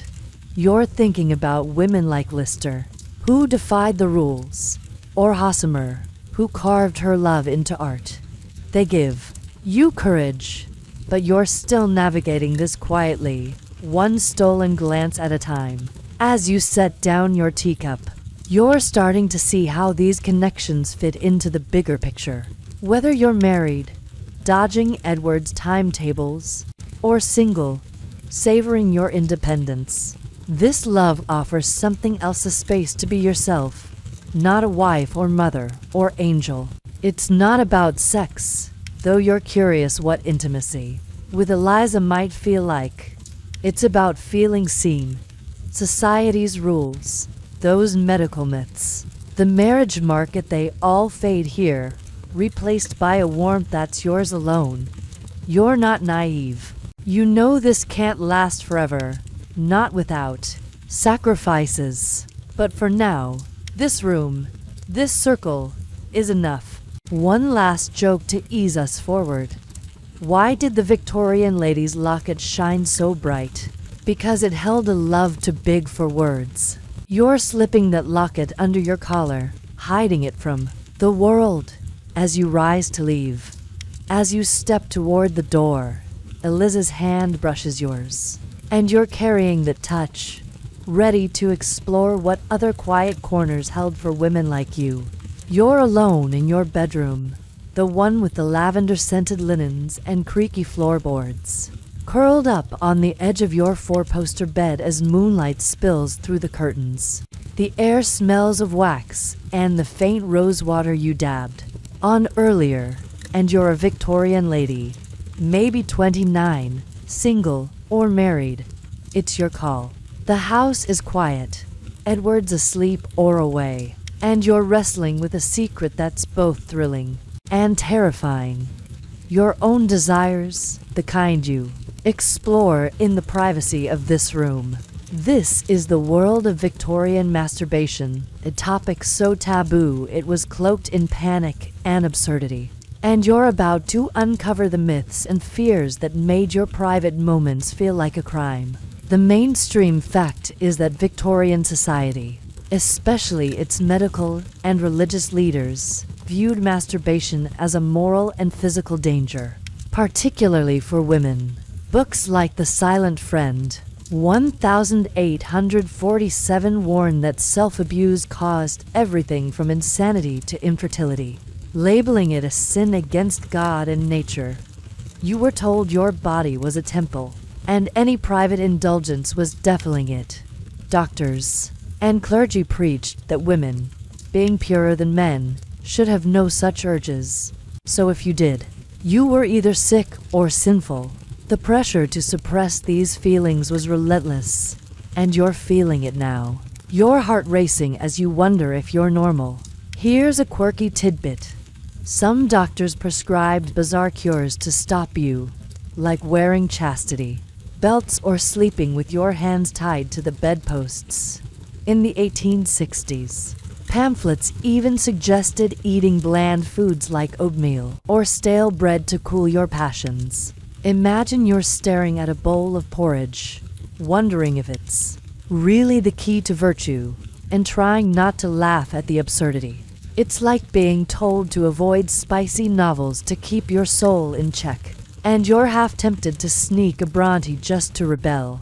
Historians still argue whether this moral panic silenced women's desires or pushed them to explore in secret. Some, citing anonymous memoirs like the Pearl 1870s, suggest women found ways to embrace their bodies despite the guilt, while others point to asylum records where hysteria diagnoses often masked private habits. As you sit on this bed, you're caught between curiosity and shame, wondering how other women cope. Let's lighten things with a joke. Why did the Victorian lady hide her mirror? Because even her reflection knew too much. You're chuckling, glancing at the small looking glass on your dresser, half expecting it to judge you. For now, you're alone, and this room feels like a fortress, even if your thoughts are a battlefield. Picture the scene, the bedroom soft and shadowy, with the moon casting lacy patterns on the floor. Your nightgown's loose, a rare relief from the corset, and the bed creaks as you shift. You've heard the warning sermons about moral decay, that medical pamphlet we scoffed at. Even your mother's vague hints about self-control. They all say your desires are dangerous, but they don't explain why they feel so natural. You're thinking about those letters with Clara, her coded confessions, or that tea with Eliza, where her touch lingered. Those moments stir something, and in this quiet, you're exploring it, even if the world outside would gasp. Step closer to the window and notice the details. The cool glass against your fingers, the distant hoot of an owl, the way the curtains sway like a whisper. This bedroom's your sanctuary, like that drawing room with Eliza, but it's also a place of risk. If a maid caught you, or worse, if Edward suspected, the shame would be unbearable. You're remembering those doctors' cures oatmeal, really, and wondering how anyone believed them. But the fear's real. You've heard of women sent to asylums for less, labeled nervous or unstable because they dared to feel human. It's enough to make you pull the covers tighter. Here's another chuckle. Ever wonder why Victorian beds had such high headboards? To block the angels from tattling on your secrets. You're smiling, but it's a nervous one, because this feels like rebellion. You're not just defying doctors, you're defying the whole system that says your body's not yours. You're thinking about other women, maybe that spinster in her garden, free from Edward's timetables, or the courtesans in Haymarket, who turned desire into power. They're all navigating the same rules, just in different ways. You're wondering if Clara ever felt this guilt, or if Eliza's locket holds the same kind of secrets. As you settle back on the bed, you're starting to see the bigger picture. This isn't just about pleasure, it's about claiming a piece of yourself in a world that demands you be an angel, a wife, a mother, anything but human. The medical myths, the marriage market, the pregnancy fears, they all want to control you. But here, in this moonlit room, you're free, even if just for a moment. You're careful. Though your diary's locked, your door's bolted, because Privacy is a luxury, and while those vinegar sponges were about control, this feels like something else, something you're not ready to name. One last joke to ease us forward. Why did the Victorian lady's candle flicker? Because it was shy of her midnight courage. You're blowing out that candle now, letting the darkness wrap you like a cloak. As you slip under the covers, you're carrying a quiet defiance, ready to explore what other ways Victorian women carved out their own space in this rigid world. You're standing in the parlor of your London townhouse, the air thick with the scent of beeswax and fading lilies from a vase on the mantel. It's a quiet afternoon, and you're a Victorian widow, maybe 38, dressed in heavy black crepe that rustles with every step. Edward's been gone a year. Consumption took him, and the weight of his absence is easing, replaced by a surprising sense of possibility. The fire crackles softly, and you're holding a letter from a friend inviting you to a seaside holiday. Widowhood, you're learning, isn't just mourning. It's a strange new freedom, especially when it comes to sex and desire. You're about to discover how Victorian widows like you reclaimed power in a world that expected you to fade into the shadows. The mainstream fact is that widowhood offered Victorian women a rare chance at independence. Unlike spinsters, pitied for never marrying, or wives bound to husbands like Edward, widows held legal and social clout. The Married Women's Property Act of 1870 let you keep inherited wealth, and without a man to guide you, you could manage your own affairs, money, home, even your body. Society expected you to mourn, draped in black for at least a year, but after that, you were free to remarry, travel, or live as you pleased. You're past the official mourning period now, and the world's opening up, even if the neighbors still whisper. Here's a quirky tidbit. Some widows became professional mourners in their social circles, invited to funerals for their somber elegance. But behind closed doors, they were anything but dour. In the 1870s, women like Lady Walburga Paget, a diplomat's widow, hosted lively salons where flirtations bloomed.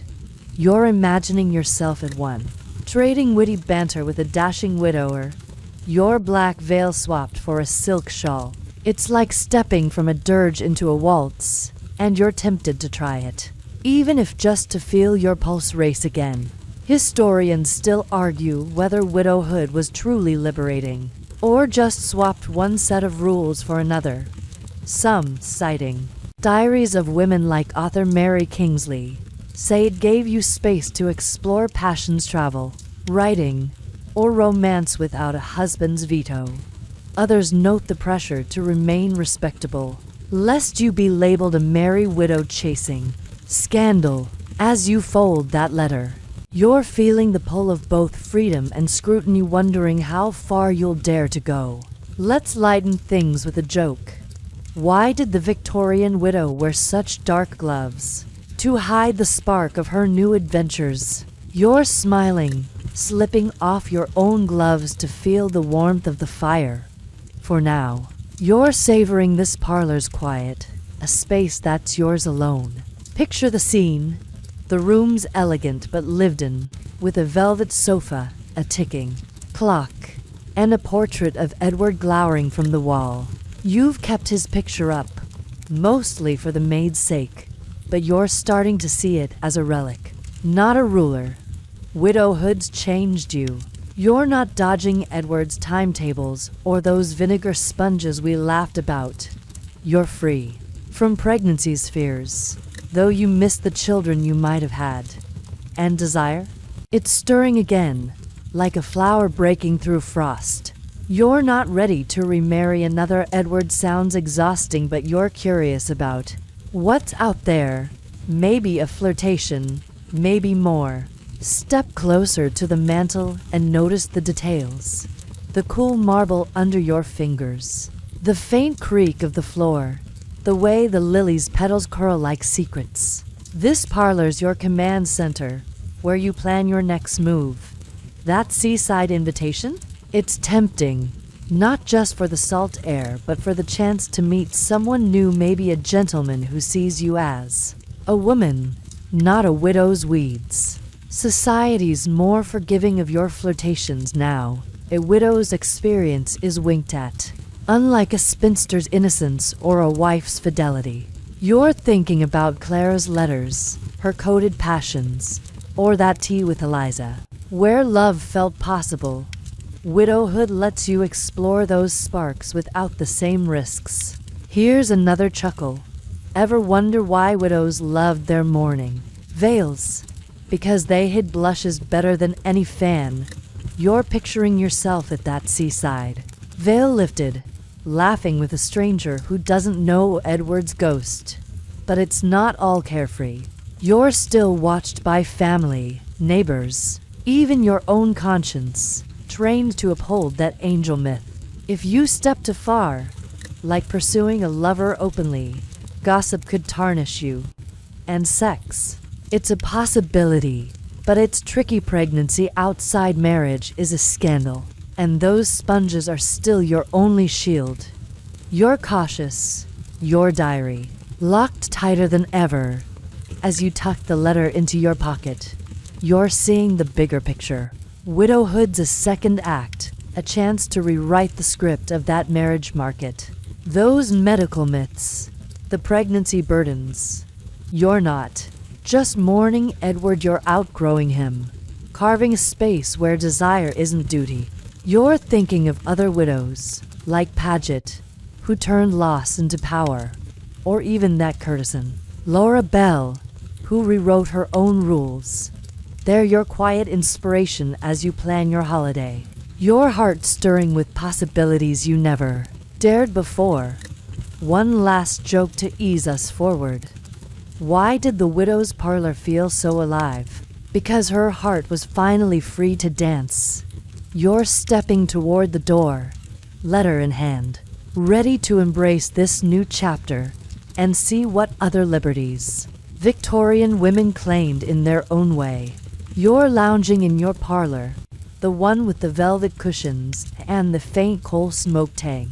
A novel balanced on your lap as the afternoon light filters through heavy drapes. The air smells of ink, and the bergamot tea steaming beside you. You're a Victorian lady, maybe 30, married or single, and you're lost in the pages of a scandalously romantic book. Think Wuthering Heights. All windswept moors and forbidden passion. Your heart's racing, not just from the story but from the way it's stirring thoughts you're not supposed to have. You're diving into the world of romantic novels, where Victorian women like you found a secret outlet for fantasies that society tried to lock away. This book's your escape, and it's lighting a fire you didn't expect. The mainstream fact is that romantic novels exploded in popularity during the Victorian era, especially among women. Authors like Charlotte Bronte and George Eliot penned stories of love, betrayal, and desire that flew off circulating library shelves. By the 1860s, sensation novels like Lady Audley's Secret were all the rage, blending romance with scandal. Think Secret Marriages or heroines with dangerous pasts. You devoured these books, not just for entertainment but because they let you imagine lives beyond the drawing room, where passion wasn't a sin and women could be bold. They were your Netflix binge, minus the screen but with all the drama. Here's a quirky tidbit. Some novels came with disguise covers to hide their racy content.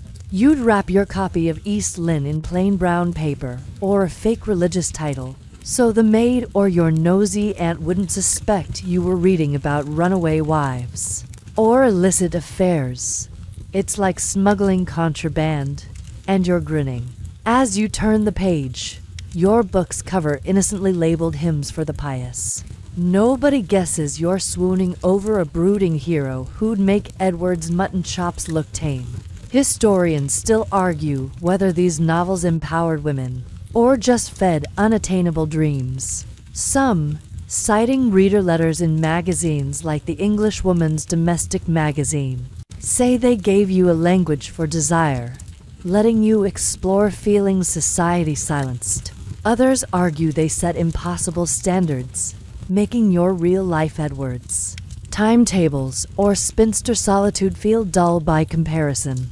As you sink deeper into the sofa, you're feeling both the thrill and the ache, wondering if this story's changing you. Let's lighten things with a joke.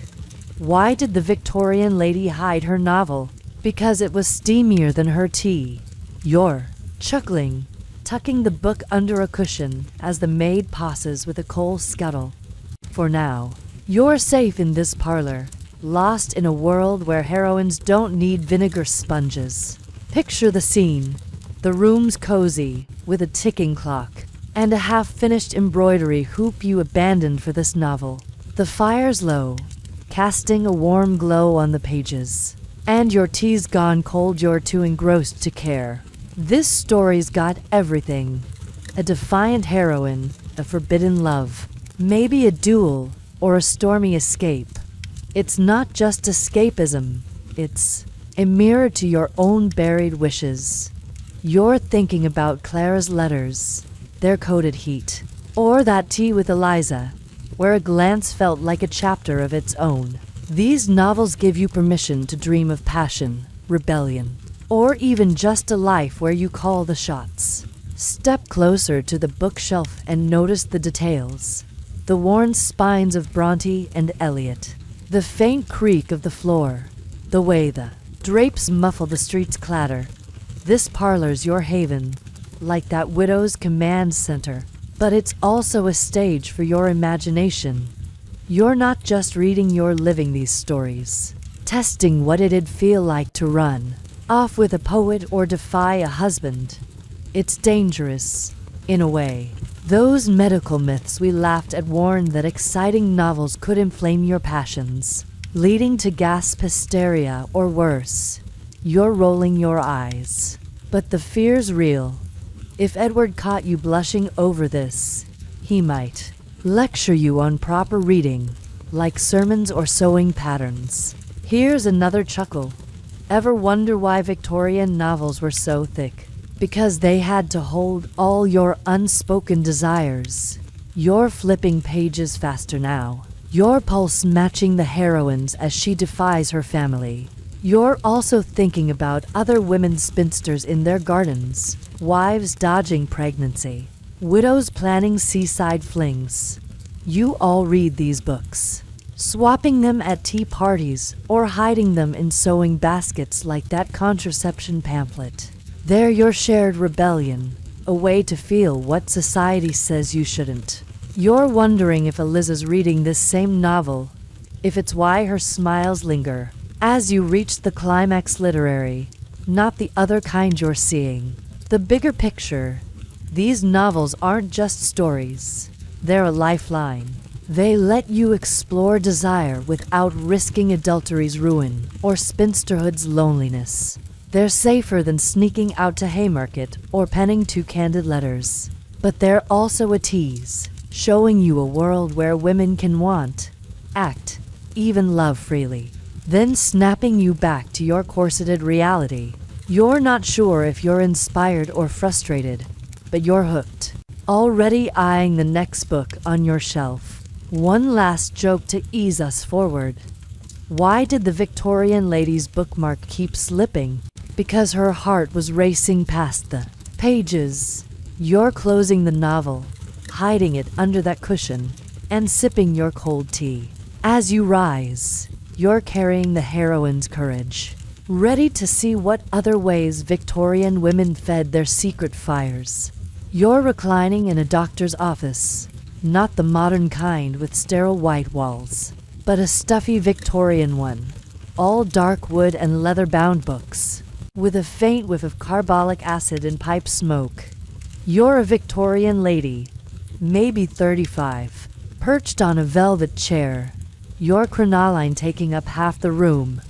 The doctor, a bearded man with a monocle, scribbles notes while muttering about your nerves. You're here for hysteria, A vague diagnosis that's got you labeled as everything from moody to outright unhinged. But what he's suggesting as a cure, well, it's bizarre, awkward, and tied to the Victorian obsession with controlling your desires. You're about to dive into the strange world of hysteria treatments, where medicine and intimacy collided in ways that make you want to laugh and cringe at the same time. The mainstream fact is that hysteria was a catch-all diagnosis for Victorian women, blamed for symptoms ranging from anxiety to sexual frustration.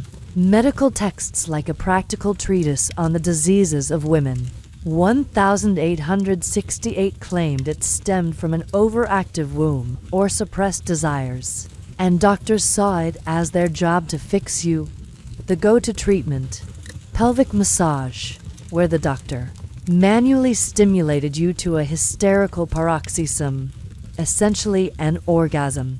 Though they'd never call it that. It was clinical, not sensual, done in a sterile office while you stared at the ceiling, trying not to die of embarrassment. By the 1880s, early vibrators were popping up to make the process quicker, sold as health aids for your nerves. Here's a quirky tidbit. Some women became regulars at these sessions, booking appointments as often as tea parties. Diaries from the 1870s hint at ladies who found the treatment oddly relieving, even if they never admitted why. You're picturing yourself dodging the doctor's gaze, wondering if he knows more than he lets on, or if he's just following his textbook. Like a robot. It's like getting a spa day with the world's worst small talk, and you're half tempted to fake a cough and bolt. Historians still argue whether these treatments exploited women or gave them a sneaky outlet.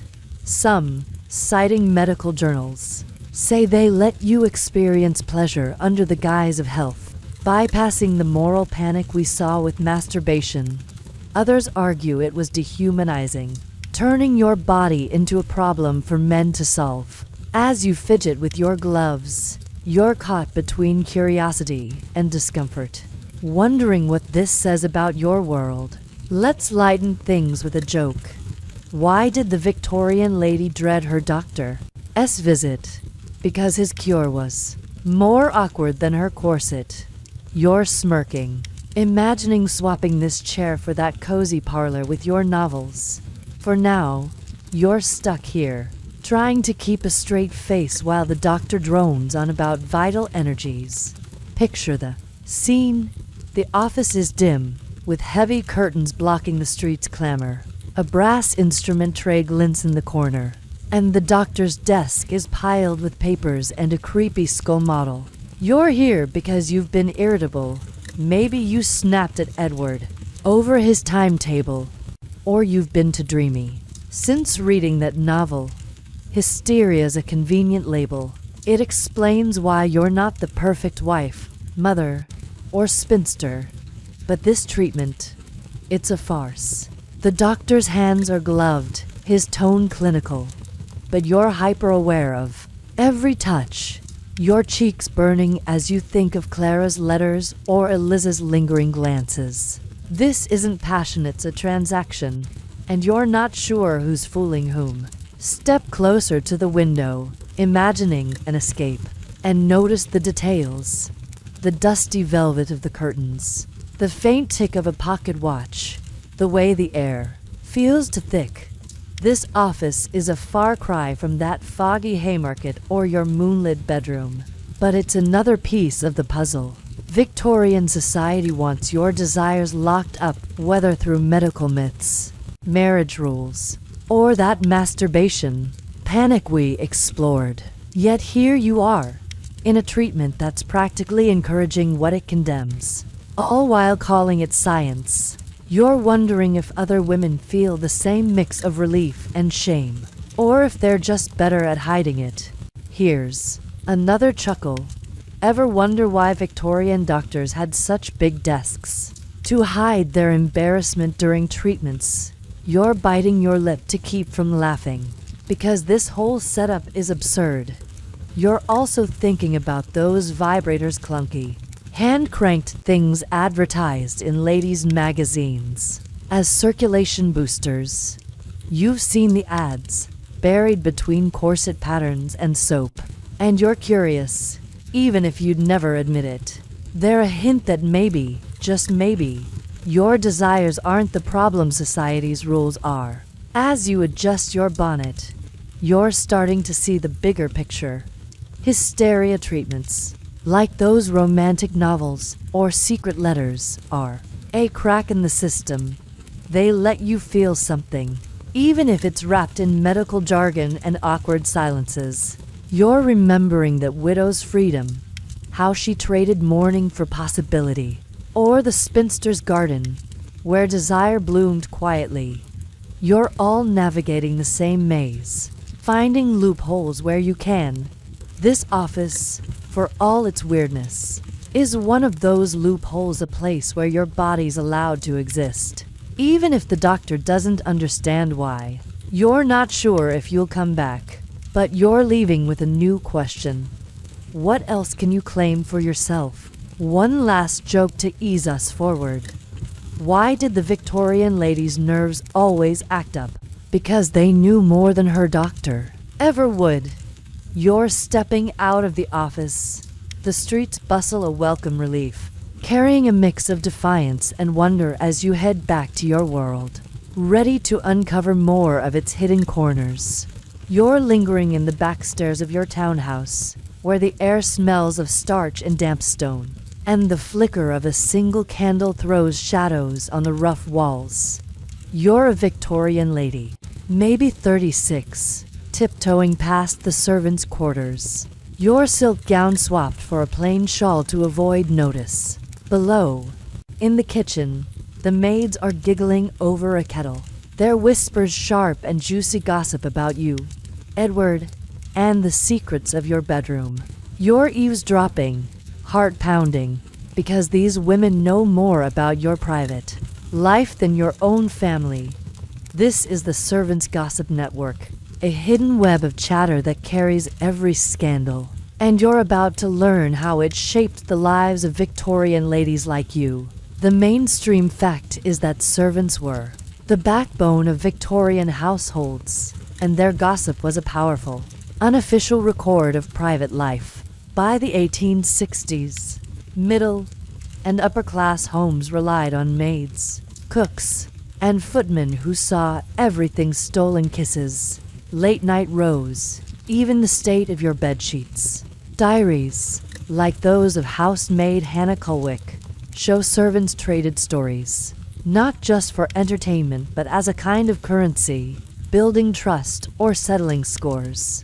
You're realizing now that your maid's Jane, the parlor maid, or Sarah, the scullery girl, hold your reputation in their hands, and one careless word could spark a fire.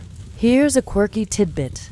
Some maids kept gossip journals scribbled in cheap notebooks to track their employers' dramas. In the 1870s, a few, like an anonymous maid in Mayfair, sold these tales to scandal sheets for extra cash, turning your love letters or Edward's late-night wanderings into tabloid fodder. You're imagining Jane sneaking a peek at your diary that locked one on your dresser, and jotting notes to share with Sarah. It's like living with undercover reporters, and you're kicking yourself for not hiding your secrets better. Historians still argue whether this gossip empowered servants or just trapped them in petty power games.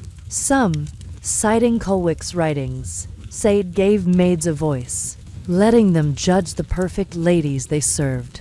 Others argue it was risky gossiping. Maids could be sacked or blacklisted if caught.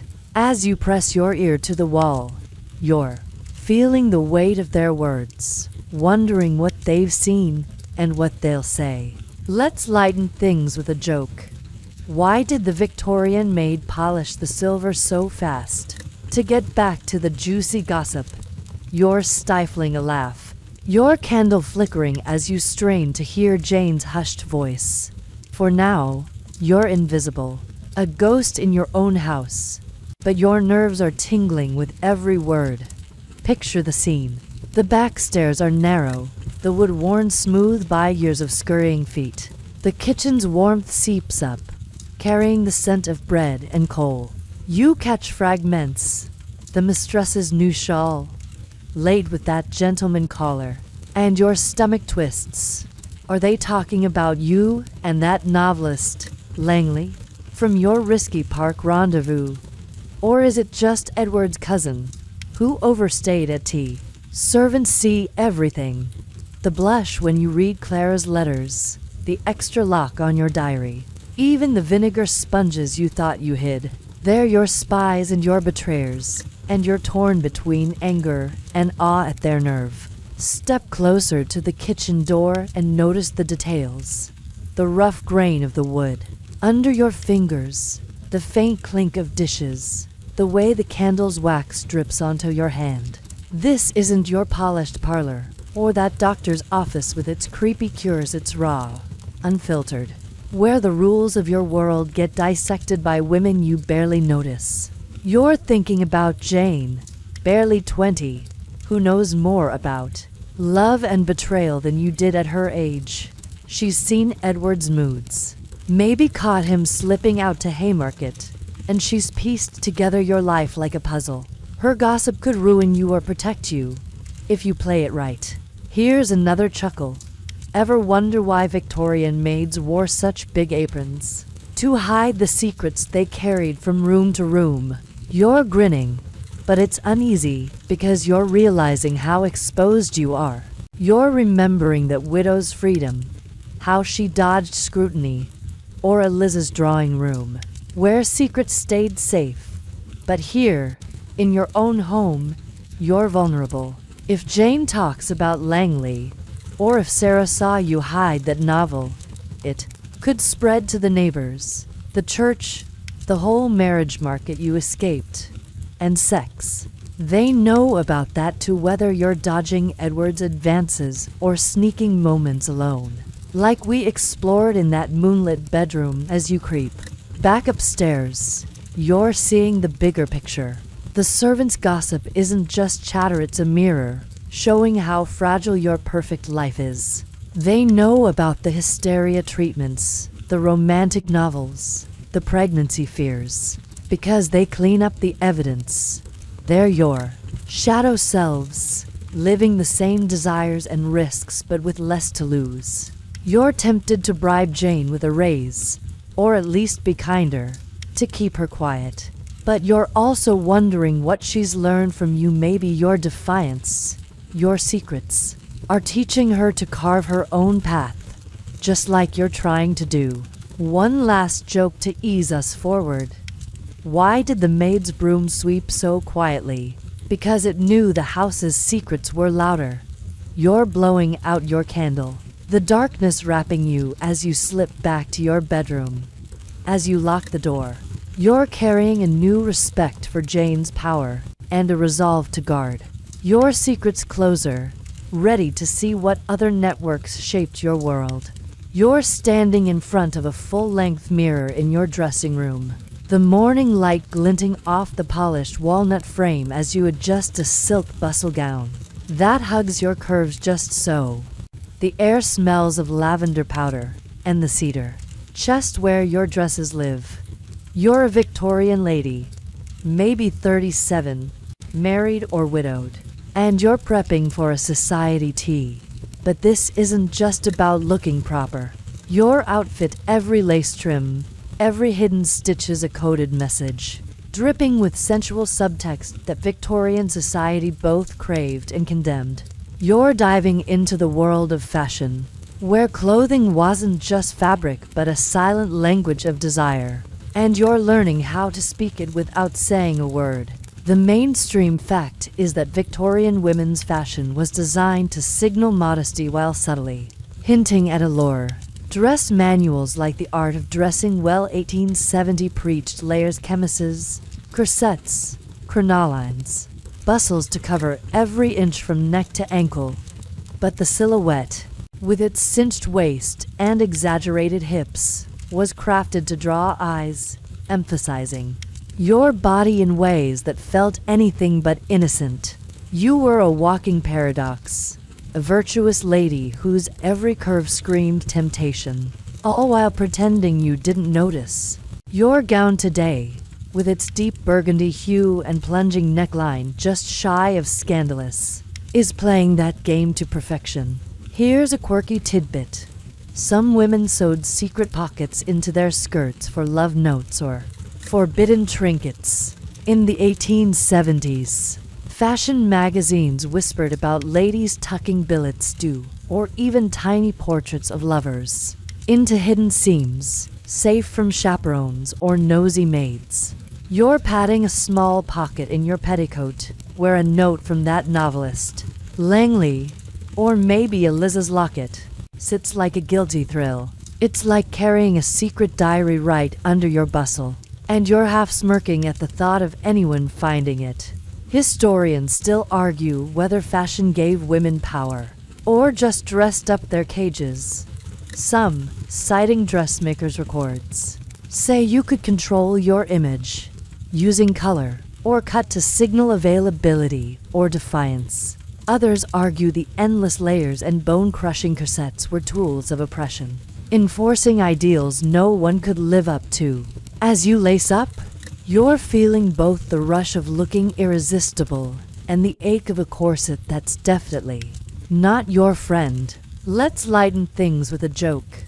Why did the Victorian lady's gown have so many buttons? To keep her secrets fastened tighter than her corset.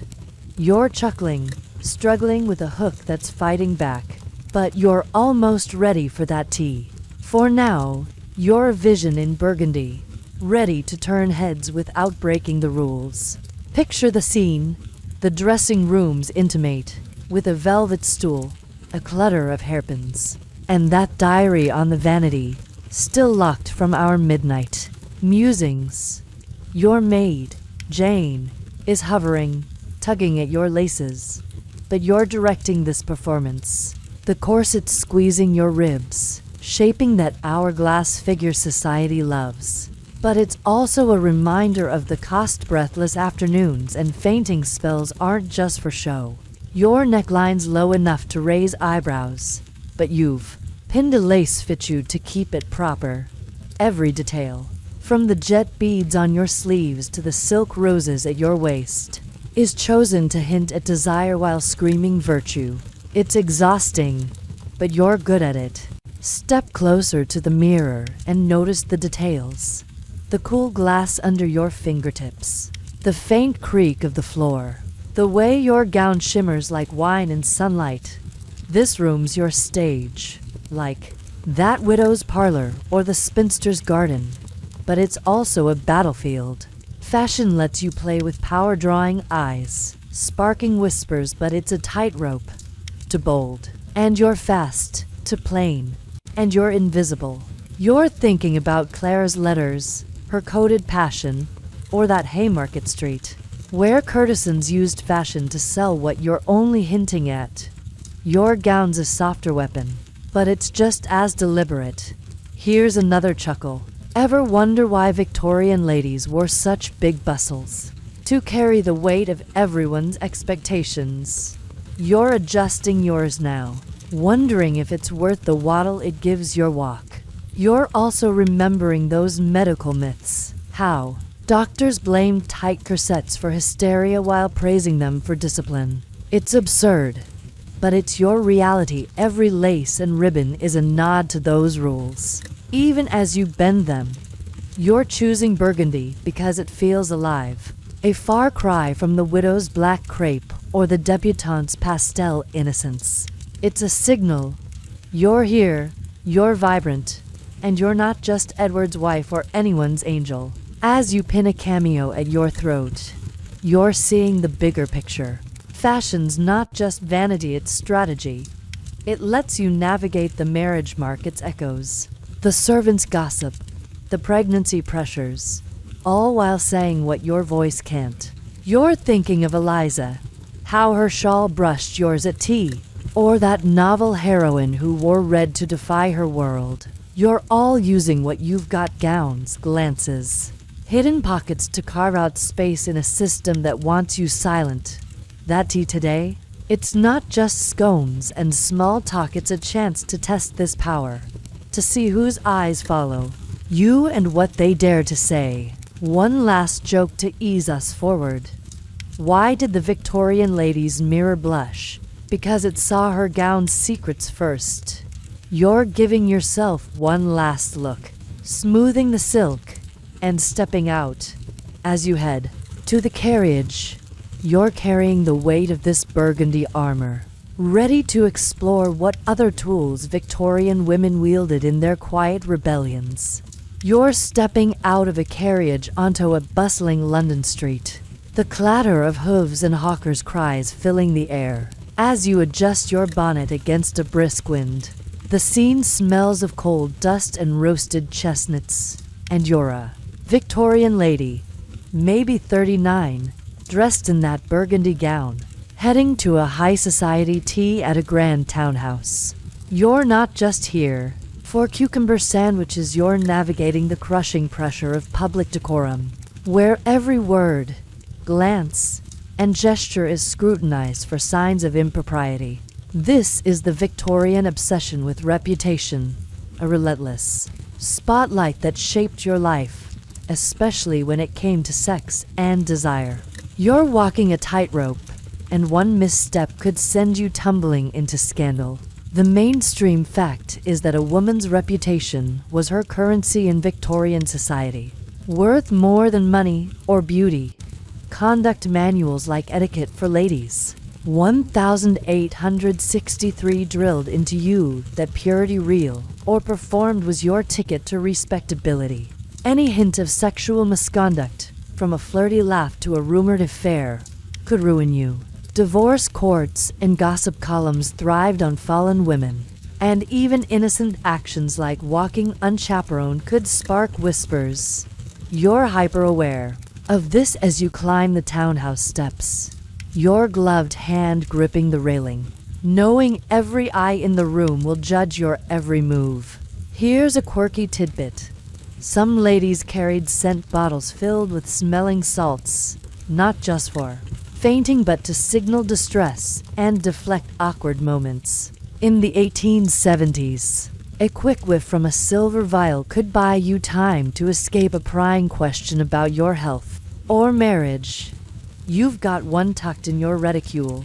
It's lavender tang, a lifeline if someone mentions that late night walk with Langley. It's like a Victorian panic button, and you're hoping you won't need it today. Historians still argue whether this decorum empowered women to wield influence through perfection, or just chained them to impossible standards. Some, citing diaries of society hostesses like Lady Charlotte Guest, say a spotless reputation let you command respect, even sway politics. Others argue it was suffocating, forcing you to bury desires like those in Clara's letters or Eliza's glances to avoid ruin. As you nod to the footman, you're feeling the weight of that invisible cage, wondering how to breathe within it. Let's lighten things with a joke. Why did the Victorian lady's fan flutter so fast? Because it was hiding her nerves from the gossip hounds. You're fanning yourself now, a practiced smile plastered on as you enter the drawing room.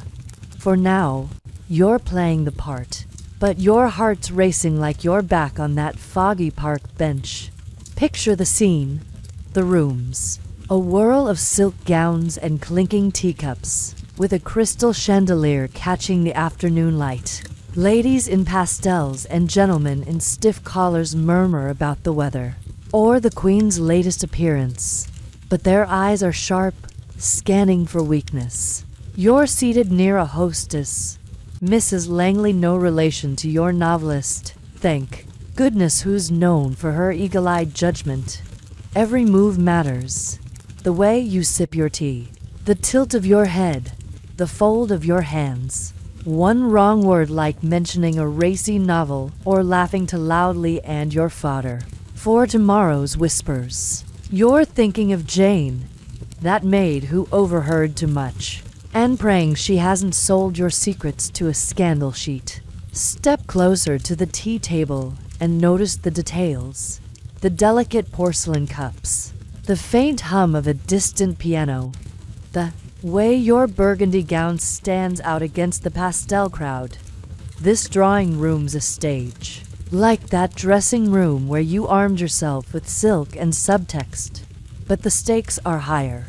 Decorum isn't just politeness, it's survival. You're dodging questions about Edward's health or your plans for a family, deflecting with a comment about the roses outside. You're also watching other women, spotting the strain in their smiles. That young debutante, she's terrified of missing the marriage market. The widow across the room, she's bolder, but even she's careful. You're all in this together, guarding your reputations like gold. Here's another chuckle. Ever wonder why Victorian tea parties were so quiet?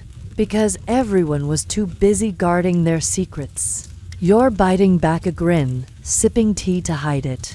But you're also remembering that Haymarket Street, where reputation meant nothing and everything. Those women lived outside decorum's rules, but you're trapped inside them. You're thinking about that hysteria treatment, how it was proper but felt wrong, or those novels that let you dream without consequence. Here, dreaming's dangerous.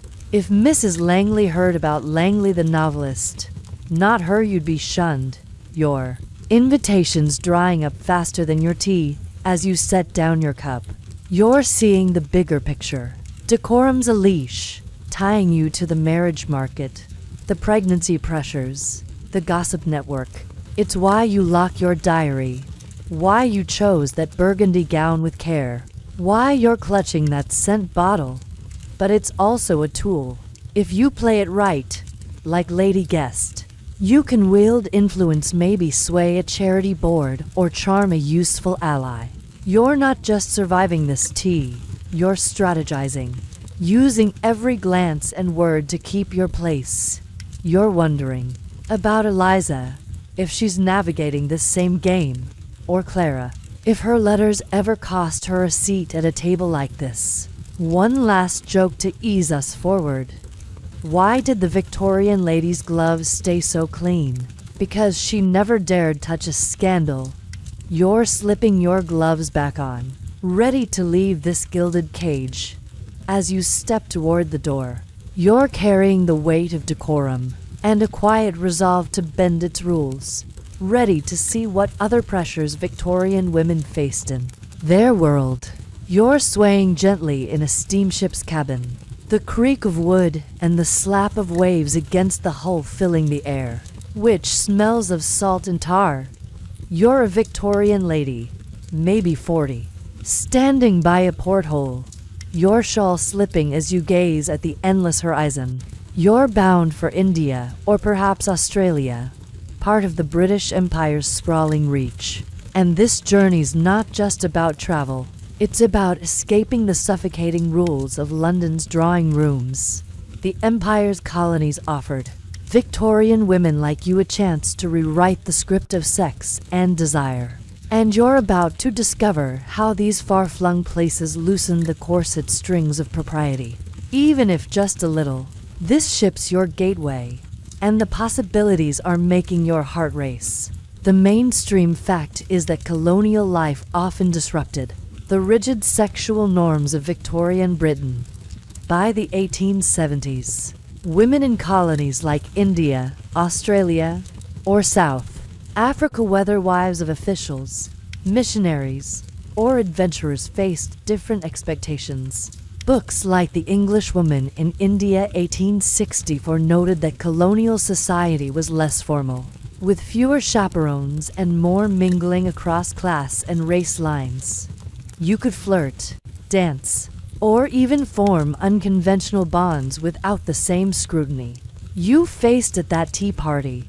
Out here, away from Mrs. Langley's eagle eyes, you're tasting a freedom that feels both thrilling and dangerous. Here's a quirky tidbit. Some colonial women adopted riding habits that were practically scandalous.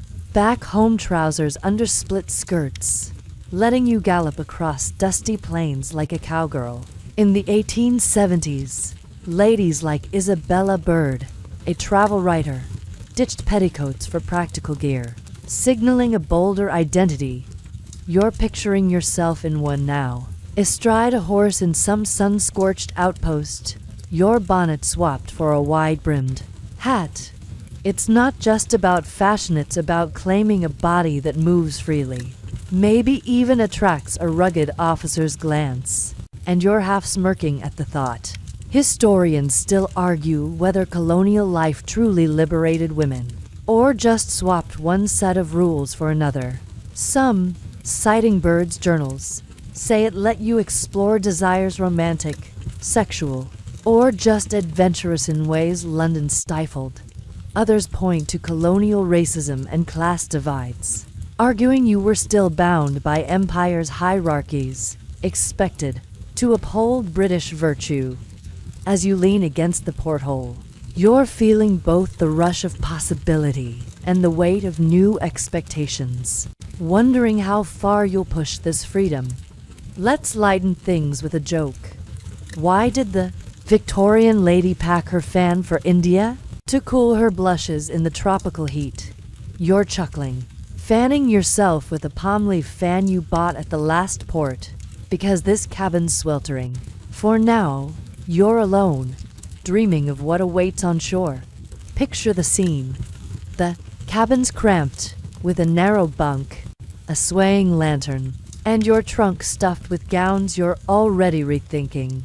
The ship's motion is hypnotic, lulling you into thoughts of what's ahead. You're not Edward's wife here, or that widow in black crepe, or even the spinster dodging pity. You're just you, a woman stepping into a world where the rules bend.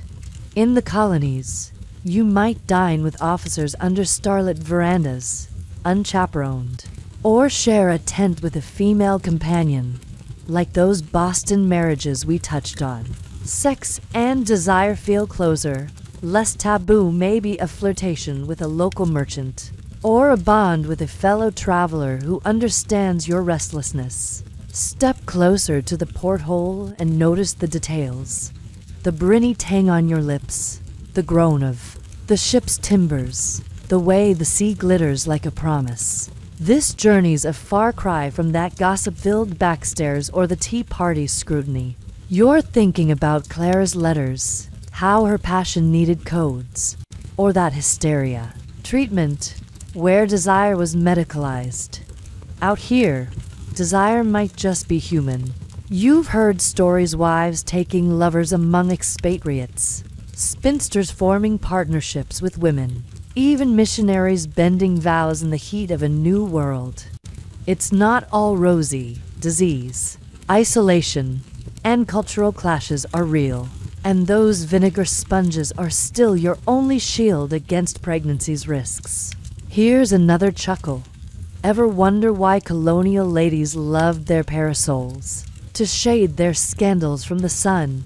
You're twirling yours now, a flimsy thing that won't survive a monsoon, but it's a reminder of the facade you're leaving behind. You're also thinking about the darker side. Colonial women often upheld empire's prejudices, treating locals as other while claiming their own freedoms. You're not sure where you stand, but you're curious, eager to see this new world and test its limits. Maybe you'll write your own journal, like Bird, or send Eliza a letter that's less coded, more honest. As you tuck your shawl tighter, you're seeing the bigger picture. The colonies aren't just a backdrop, they're a crucible, melting the marriage market's rules, the decorum's leash, the medical myths. You're still a Victorian lady, but out here, you can be something else to a traveler, a flirt, a woman who chooses her own path. You're remembering that novel heroine, defying her world in red silk, or the widow's seaside plans. They're all part of this same urge to break free, and the empire's giving you a stage. You're not naive. Trouble follows freedom, and gossip travels even across oceans. But for now, the sea's your shield, and you're ready to sail into whatever comes next. One last joke to ease us forward. Why did the Victorian lady's ship sail so fast? Because her heart was racing for new horizons. You're stepping back. From the porthole, the lanterns glow softening the cabin. As you settle onto the bunk, you're carrying the thrill of this journey, ready to explore what other escapes Victorian women found in their sprawling, complicated world. You're kneeling in a pew at a stone-walled church, the air heavy with incense and the musty scent of old hymnals, as sunlight streams through stained glass, casting jeweled patterns on the floor. You're a Victorian lady, maybe 41. You're gloved, hands clasped in prayer, but your mind's wandering less on the sermon and more on the desires you've been wrestling with since that ship's cabin. The vicar's droning about purity, and you're feeling the weight of the church's grip, a force that policed every aspect of your life, especially sex and love. This is the Victorian religious machine, shaping your heart and body with rules as rigid as your corset. And you're about to see how it tried to tame women like you, even as you quietly pushed back. The mainstream fact is that the Church of England, alongside other denominations, was a moral cornerstone in Victorian society, dictating sexual behavior through sermons, tracts, and social pressure. By the 1860s, works like the Book of Common Prayer and evangelical pamphlets hammered home that sex was for marriage and procreation only. Anything else, adultery, masturbation, or those tender moments with Eliza, was a sin, risking not just your soul but your social standing. You're supposed to be chaste, obedient, an angel in the house. And the church's watchful eye, backed by community gossip, made sure you felt it, even in your private thoughts. Here's a quirky tidbit. Some churches distributed purity pledges for women to sign, promising to shun impure thoughts or novels. In the 1870s, groups like the White Cross Army handed out these vows at ladies' prayer meetings, complete with little white ribbons to wear as badges of virtue. You're picturing pinning one on your shawl, half laughing at the irony, because your mind's been anything but pure since reading that novel or penning Clara's letters. It's like wearing a bumper sticker for a rule you're secretly breaking, and you're wondering who else in this pew is faking it. Historians still argue whether the church's rules crushed women's spirits or sparked subtle rebellion. Some, citing evangelical diaries like those of Catherine Booth, say religious devotion gave you purpose, even power, through charity or moral influence.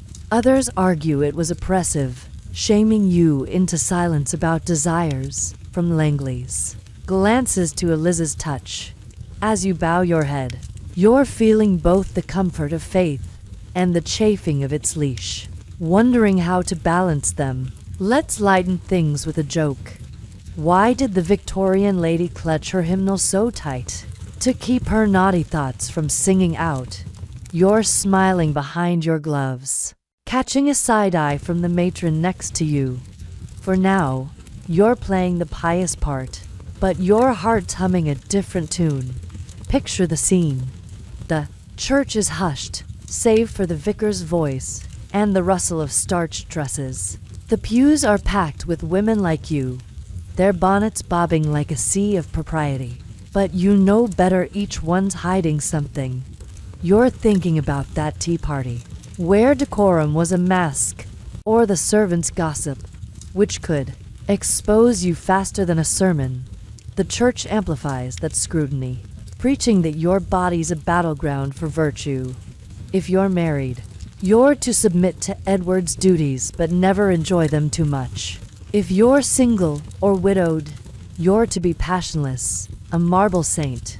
Yet here you are, daydreaming about a seaside fling or Eliza's laugh, and the guilt's mingling with defiance. Step closer to the altar and notice the details. The cool stone under your knees, the faint creak of the pew, the way the incense curls like a warning. This church isn't just a place of worship, it's a courtroom, judging you against ideals nobody can meet. You're remembering those medical myths. How doctors pathologized desire, or that hysteria treatment, cloaked in science but steeped in shame. The church does the same, wrapping its rules in divine authority. You've heard of women confessing sins like reading racy novels or worse, acting on forbidden love, only to face public penance or ostracism. It's enough to make you grip that hymnal tighter. Here's another chuckle. Ever wonder why Victorian churches had such tall steeples? To keep an eye on all your wandering thoughts. You're biting your lip, because that steeple's looming. Outside, a reminder of the stakes. You're also thinking about resistance. Some women, like that widow hosting salons or the colonial traveler in trousers, sidestepped these rules, finding freedom in distance or defiance. You're wondering, if you could do the same, maybe skip the purity pledge, keep writing to Clara, or let Eliza's locket stay close. The church says no, but your heart's whispering yes, and it's a tug of war you're still fighting. As you rise for the final hymn, you're seeing the bigger picture. The church's grip isn't just about faith, it's about control, tying you to the marriage market, the pregnancy pressures, the decorum we navigated at tea. It's why you lock your diary, why you wore that burgundy gown with care, why you're careful even in this sacred space. But it's also a space of connection. Other women here, singing beside you, might share your secrets, your doubts. You're not alone, even if the vicar's voice drowns out your truth. You're carrying that truth now, a quiet rebellion against the hymns and pledges, ready to explore how others bent the rules in their own way. One last joke to ease us forward. Why did the Victorian lady's prayer book flutter? Because her heart was praying for freedom. You're filing out of the pew. The crowds murmur a soft hum as you step into the daylight. With the church behind you, you're ready to uncover what other forces shaped Victorian women's lives. Carrying a spark of defiance beneath your Sunday best, you're strolling through a misty park on the outskirts of London, the crunch of gravel under your boots mingling with the distant coo of pigeons. The air smells of wet grass, and the faint tang of chimney smoke drifting from the city. You're a Victorian lady, maybe 42, your shawl draped loosely as you steal a moment away from the townhouse's stuffy parlors. But your thoughts aren't on the scenery, they're on a forbidden thrill. A man you shouldn't be meeting, a gardener, or perhaps a coachman. Someone from a world below your own. This is the risky allure of love across class lines, where Victorian women like you flirted with desire that defied every rule of status and decorum. You're treading dangerous ground, and the excitement's as sharp as the autumn chill. The mainstream fact is that class boundaries in Victorian England were ironclad, especially when it came to romance and sex. Social guides like the Habits of Good Society 1859 made it clear. You married within your rank or slightly above, never below. A lady of your standing middle or upper class got with a working class man, risked exile from polite society. Courtship was a transaction, not a love story, and crossing class lines was seen as a betrayal of family, duty, and even morality. Yet, diaries and scandal sheets from the 1860s show it happened: quiet affairs between ladies and footmen, governesses and grooms, fueled by proximity and forbidden attraction. You're feeling that pull now, your pulse quickening as you spot a familiar figure by the oak tree. Here's a quirky tidbit. Some women used charity visits as cover for these liaisons. You'd claim to be delivering alms to a poor family, only to slip away for a rendezvous in a barn or back alley. In the 1870s, gossip columns hinted at ladies caught with stable boys, under the guise of philanthropy, their baskets of bread hiding love notes. You're clutching a small parcel now, ostensibly for a sick tenant, but it's really an excuse to meet him, your gardener, Thomas, whose rough hands and quiet smile make your heart do unladylike things. It's like starring in a sensation novel, and you're half thrilled, half terrified. Historians still argue whether these affairs were acts of rebellion or reckless desperation. Some, citing letters like those of writer Elizabeth Gaskell, say they let women seize agency, defying a system that valued status over love. Others point to court records, where such liaisons often ended in blackmail or ruin, especially for the woman. As you adjust your shawl, you're weighing the risk, wondering if Thomas's glance is worth the fallout. Let's lighten things with a joke. Why did the Victorian lady carry such a big parasol? To hide her blushes from the wrong kind. Oh, suitor, you're smiling, twirling yours as a shield against prying eyes. For now, you're alone in this park, but every rustle in the bushes feels like Jane, that gossiping maid, ready to spill your secrets. Picture the scene. The park's quiet, with mist curling around gnarled trees and a lone bench damp from last night's rain. Your gown's a muted gray, chosen to blend in, but your heart's anything but subdued. Thomas is waiting, his cap pulled low, and the sight of him earth on his boots. A world away from Edward's starched collars makes you forget the church's sermons, the tea party's scrutiny, all of it. This isn't like your fling with Langley, the novelist. That was risky but respectable. Thomas is a line you can't uncross. If anyone saw you, the gossip would burn through London faster than a cholera outbreak. You're not even sure what you want: a kiss, a confession, or just the thrill of being seen as a woman, not a lady. Step closer to the oak tree and notice the details. The damp bark under your gloved hand, the faint drip of dew, the way the mist muffles your footsteps. This park's a far cry from that steamship's promise of colonial freedom or the church's stone walls, but it's another kind of escape. You're thinking about Clara's letters, her coded yearning, or Liz's locket, a safer kind of love. Thomas is different, unpolished, a man who doesn't know the rules of your world but knows you in a way Edward never did. Sex with him would be a leap. Those vinegar sponges are in your reticule, just in case, but it's the intimacy, the equality, that draws you. He doesn't care about your dowry or decorum, and that's intoxicating. Here's another chuckle. Ever wonder why Victorian ladies loved foggy parks? Because the mist hid their hearts' bad decisions. You're laughing softly, but your nerves are taut as you approach Thomas. You're also thinking about the cost. If Jane or her gossip network caught wind, you'd be done-shunned, maybe even sent to the colonies in disgrace. And Thomas, he'd lose his job, or worse.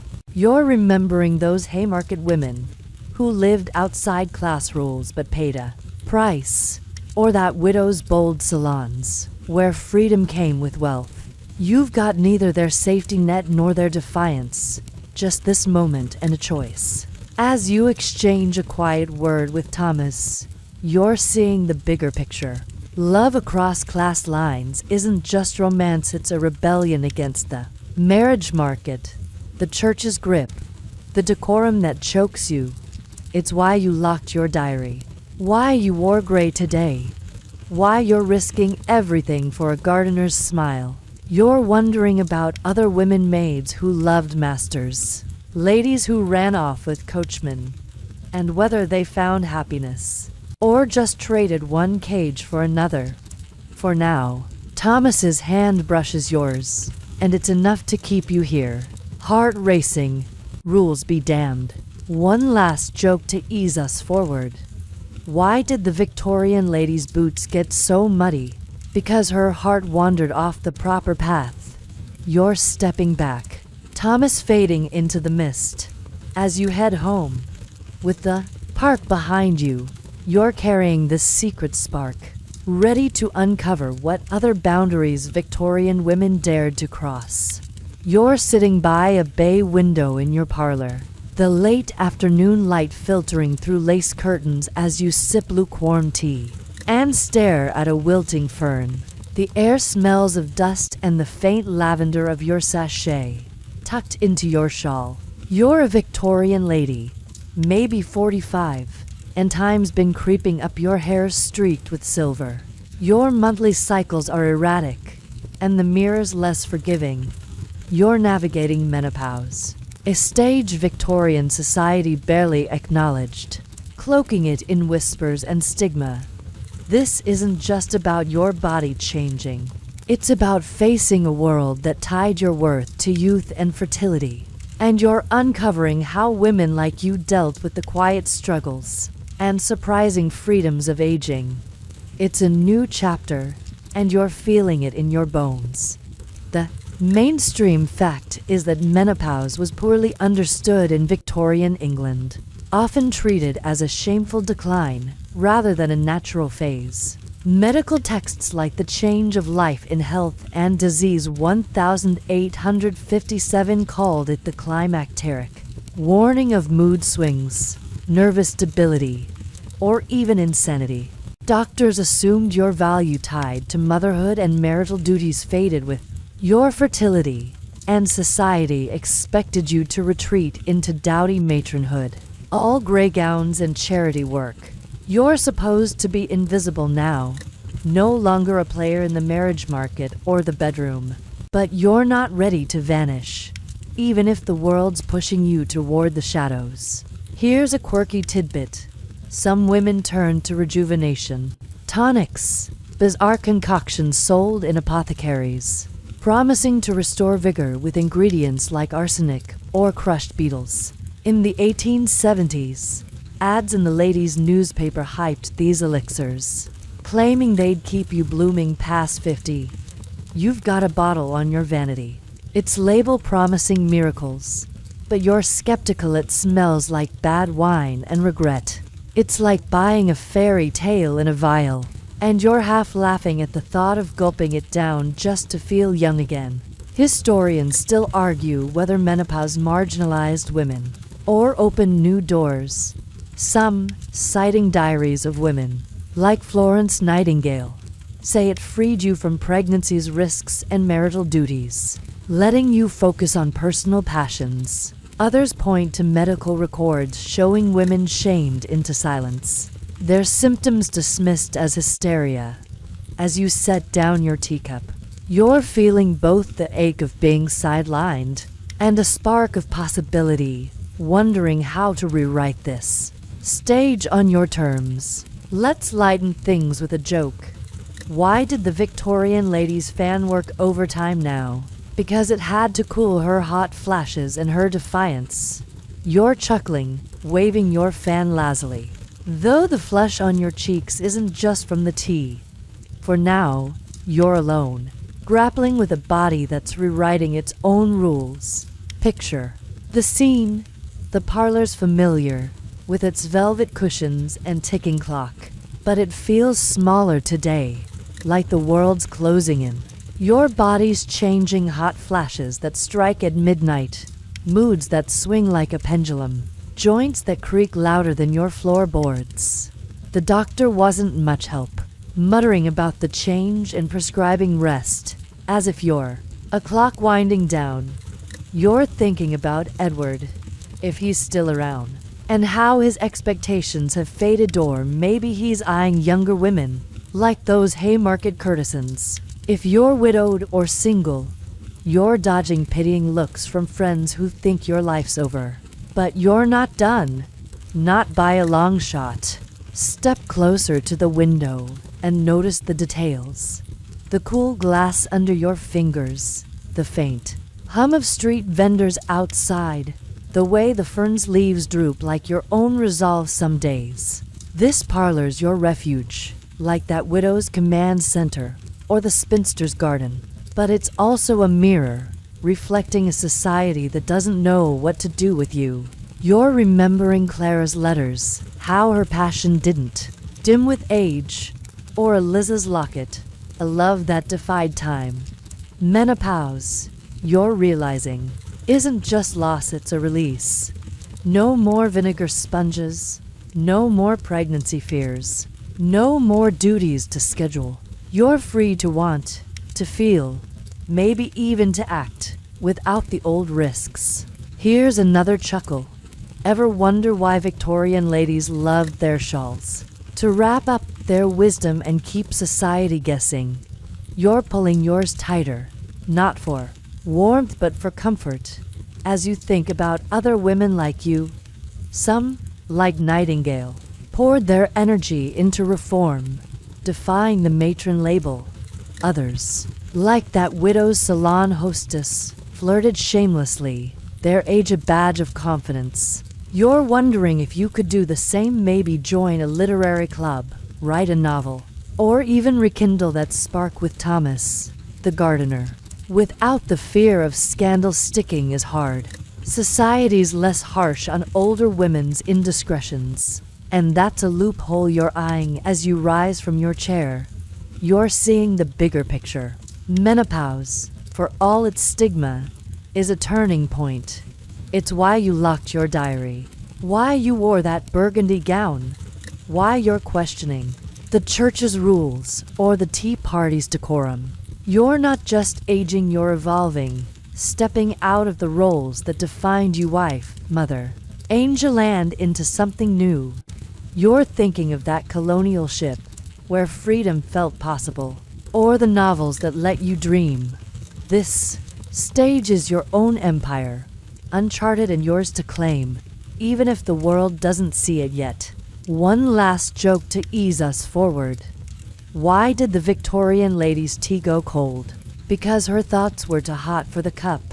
You're setting the cup down, the fern catching your eye as you head for the door. With the parlor behind you, you're carrying a new strength, ready to explore what other shifts Victorian women embraced in their changing lives.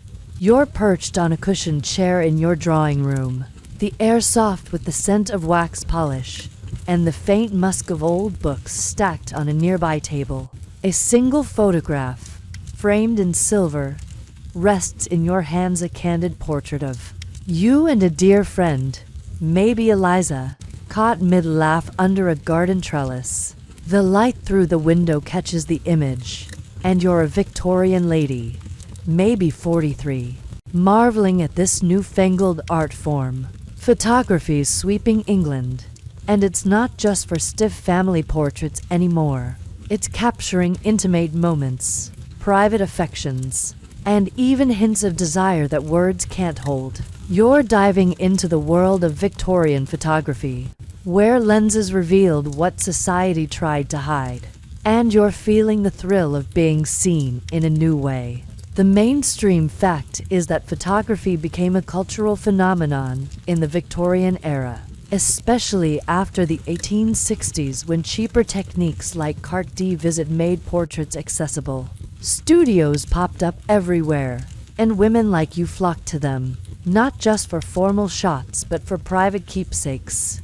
Books like The Photographer's Friend 1863 described how ladies posed with friends, lovers, or alone, creating images that could be tucked into lockets or albums, away from prying eyes. This photo in your hands, with its soft edges and warm sepia, feels like a secret, a frozen moment of joy that defies the decorum of that tea party or the church's stern rules. Here's a quirky tidbit. Some women commissioned hidden mother photos, where a mother often you hid under a cloth to hold a child still. But the real quirk was spirit photography. In the 1870s, photographers claimed to capture ghosts, and ladies paid for images showing apparitions of lost loves, sometimes with suspiciously romantic poses. You're grinning, imagining a photo of you with a ghostly Thomas, the gardener, his spectral hand on your shoulder. It's half silly, half tempting, a way to keep a forbidden spark alive without risking gossip like Jane's backstairs chatter. Historians still argue whether photography empowered women or just packaged them for scrutiny. Some, citing albums like those of Lady Clementina Hawarden, say it let you control your image, staging intimate or even sensual poses. Others argue it turned you into objects, with studios dictating proper looks to uphold society's ideals. As you trace the photo's frame, you're feeling both the power of this moment with Eliza and the weight of a world watching how you present yourself. Let's lighten things with a joke. Why did the Victorian lady love her photograph? Because it caught her heart before the gossips did. You're chuckling, setting the frame down gently, because this image feels too precious for Jane's prying eyes. For now, you're alone, lost in the memory it holds. Picture the scene. The drawing room's warm, with a low fire crackling and a velvet curtain swaying in the breeze. The photo's details pull you in. Your smile, Eliza's hand brushing your sleeve, the roses behind you. You posed for this at a small studio, giggling as the photographer fussed with his tripod. It's not like those novels we hid or Clara's coded letters. This is tangible, a moment you can hold. You're thinking about other photos you've seen, widows in bold poses, spinsters with their companions, even courtesans selling sultry carts visit in Haymarket. Photography's a mirror, showing desire in ways sermons and doctors tried to erase. And you're wondering what else you could capture. Step closer to the table and notice the details. The smooth silver of the frame, the faint tick of the mantel clock, the way the light dances on the photo's surface. This room's your sanctuary, like that colonial ship's cabin or the widow's parlor. But it's also a stage for this new art. You're remembering that menopause talk, how society wanted you invisible, or the church's rules, shaming your wants. Photography defies that. It says you're here, vibrant, whether with Eliza's laugh or a solo pose that feels like a rebellion. But it's risky too. If this photo fell into the wrong hands, Mrs. Langley's, say it could spark whispers, especially if they guess what Eliza means to you. Here's another chuckle. Ever wonder why Victorian photos took so long to shoot? Because they had to wait for your secrets to sit still. You're smiling, but you're also careful, tucking the photo into a locked album, just like your diary. You're thinking about other women using photography, maybe that widow commissioning a daring portrait, or a colonial traveler posing in trousers. They're all claiming space, like you are now, using lenses to tell stories society wouldn't allow in words. You're tempted to book another session, maybe something bolder, but you know the stakes. Gossip travels faster than light, and Jane's network is always listening. As you rise, you're seeing the bigger picture. Photography's not just art, it's power. It's why you wore that burgundy gown, why you locked your diary, why you're navigating decorum's tightrope.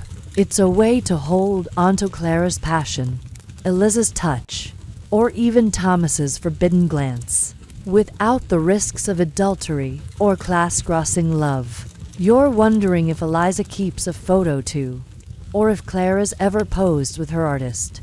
This image is your locket, your novel, your rebellion, all in one. And it's reminding you that your story's worth capturing, no matter what the world says. One last joke to ease us forward. Why did the Victorian lady's photo never fade? Because her heart kept it in focus. You're slipping the album into a drawer. The room's quiet, wrapping you like a shawl. As you step toward the door, you're carrying this captured moment, ready to explore what other ways Victorian women made their mark in a world that tried to keep them still. You're nestled in a velvet armchair at a discreet women's club, tucked away in a quiet London street where the air smells of beeswax and rosewater. From a vase on the table, the room hums with soft chatter, and you're a Victorian lady, maybe 44, sipping sherry as you trade glances with a small circle of women writers, reformers, maybe a widow or two. This isn't a tea party with Mrs. Langley's judging eyes. It's a safe haven, a secret society where you can speak freely about love, desire, and the rules you're tired of following. You're diving into the world of women's clubs, hidden spaces where Victorian ladies like you discussed taboo topics, from sex to suffrage, and you're feeling the thrill of being heard without a corset on your thoughts. The mainstream fact is that women's clubs emerged in the Victorian era as private refuges for intellectual and social freedom. By the 1870s, places like the Langham Place Group or the Pioneer Club offered middle and upper-class women a space to meet, debate, and read without male oversight. Journals like the English Woman's Review noted these clubs tackled everything from education to marriage laws. But whispers in their halls often turned to personal matters: desire, infidelity, even same-sex love. You're here now, your shawl draped loosely, feeling like you've slipped out of that church pew and into a world where your heart can speak. Here's a quirky tidbit. Some clubs had code names for spicy topics to dodge eavesdroppers. In the 1870s, members might call sex the rose garden or infidelity a stray breeze, letting you discuss Clara's artist or Eliza's locket without raising alarms. You're grinning as a woman across the table mentions her garden troubles, and you know exactly what she means. It's like those secret alphabets and letters, but spoken, and you're itching to try it. Maybe dropping a hint about Thomas's oak tree glance to test the room's trust. Historians still argue whether these clubs were radical havens or just polite rebellion. Some, citing records of activists like Barbara Bodichin, say they empowered women to challenge norms, including sexual ones. Others argue they were elite bubbles, excluding working-class women and rarely rocking the social boat. As you swirl your sherry, you're feeling both the power of this space and its limits, wondering how far you'll dare to push the conversation. Let's lighten things with a joke. Why did the Victorian lady join a club? To trade corsets for courage over sherry. You're chuckling, your glass catching the firelight, because this room feels like a deep breath after years of holding it in. For now, you're safe, surrounded by allies who won't report you to Jane's gossip network. Picture the scene. The club's intimate, with oak paneling, a crackling hearth, and shelves stuffed with books some banned, like Wuthering Heights, which you've all read. The women around you are diverse. A poet, a teacher, a widow in emerald silk, not black crepe. You're sharing stories, not just of politics but of hearts. A failed marriage, a forbidden crush, a night you wish you could forget. This isn't like that photo with Eliza, frozen and private. It's alive, messy, real. You're thinking about the menopause stigma, how it tried to erase you, or the church's sermons, shaming your wants. Here, those rules feel distant, and you're tempted to confess something maybe about Thomas, or Liz's touch, or that novel that set your mind ablaze. Step closer to the fire and notice the details. The warm glow on your hands, the faint clink of glasses, the way the rose water lingers like a promise. This club's a sanctuary, like that colonial ship's cabin, or the widow's parlor. But it's also a spark. You're hearing about women who left husbands, who loved other women, who wrote pamphlets like those contraception ones we found. It's not just talk. Some here are plotting change, like suffrage or divorce reform, and their courage is catching. You're wondering if you could be bold too. Maybe write a letter to the Review or speak up about the rose garden without blushing. Here's another chuckle. Ever wonder why Victorian clubs had such heavy curtains? To muffle the sound of scandalous truths. You're smiling, but you're also cautious. Servants lurk, and even this space isn't immune to leaks. You're remembering Jane's backstairs whispers, how they could unravel you, or that tea party's decorum, where silence was safer. Here, silence isn't an option. You're sharing a story maybe about that hysteria treatment, its absurdity making the room laugh, or listening to a widow's tale of a seaside lover. Sex, love, desire, they're not sins here, just facts. And that shift feels like unbuttoning a too tight gown as you set down your glass. You're seeing the bigger picture. Women's clubs aren't just social, they're a rebellion against the marriage market. The church's grip, the medical myths that labeled you hysterical. They're why you lock your diary, why you wore that burgundy gown, why you're still dreaming despite menopause's stigma. You're thinking of Eliza, if she's found a club like this, or Clara, if her letters ever reached these ears. This room's a bridge, connecting your private sparks, Thomas, novels, photos to a collective fire. You're not changing the world yet, but you're changing yourself, word by word. One last joke to ease us forward. Why did the Victorian lady's sherry glass tremble? Because her secrets were spilling over the rim. You're rising, the room's warmth lingering as you gather your shawl. As you step toward the door, you're carrying this shared courage, ready to explore what other spaces Victorian women carved out to claim their voices and desires. You're swaying in a rattling train carriage, the clatter of wheels on tracks blending with the whistle of steam. As you gaze out at rolling green hills, the air smells of coal dust and the leather of your travel case. Tucked beside you, you're a Victorian lady, maybe 46. Your bonnet loosened as you journey far from London's watchful eyes, perhaps to Paris, Florence, or even Cairo. This isn't just a holiday, it's a deliberate escape, a chance to shed the weight of decorum, marriage, and the church's rules that have bound you. You're diving into the liberating effect of travel, where Victorian women like you found freedom to explore desire, identity, and even sex, away from the gossip and gaslights. The world's opening up, and you're ready to breathe. The mainstream fact is that travel became a transformative outlet for Victorian women, especially by the 1870s, as steamships and railways made distant lands accessible.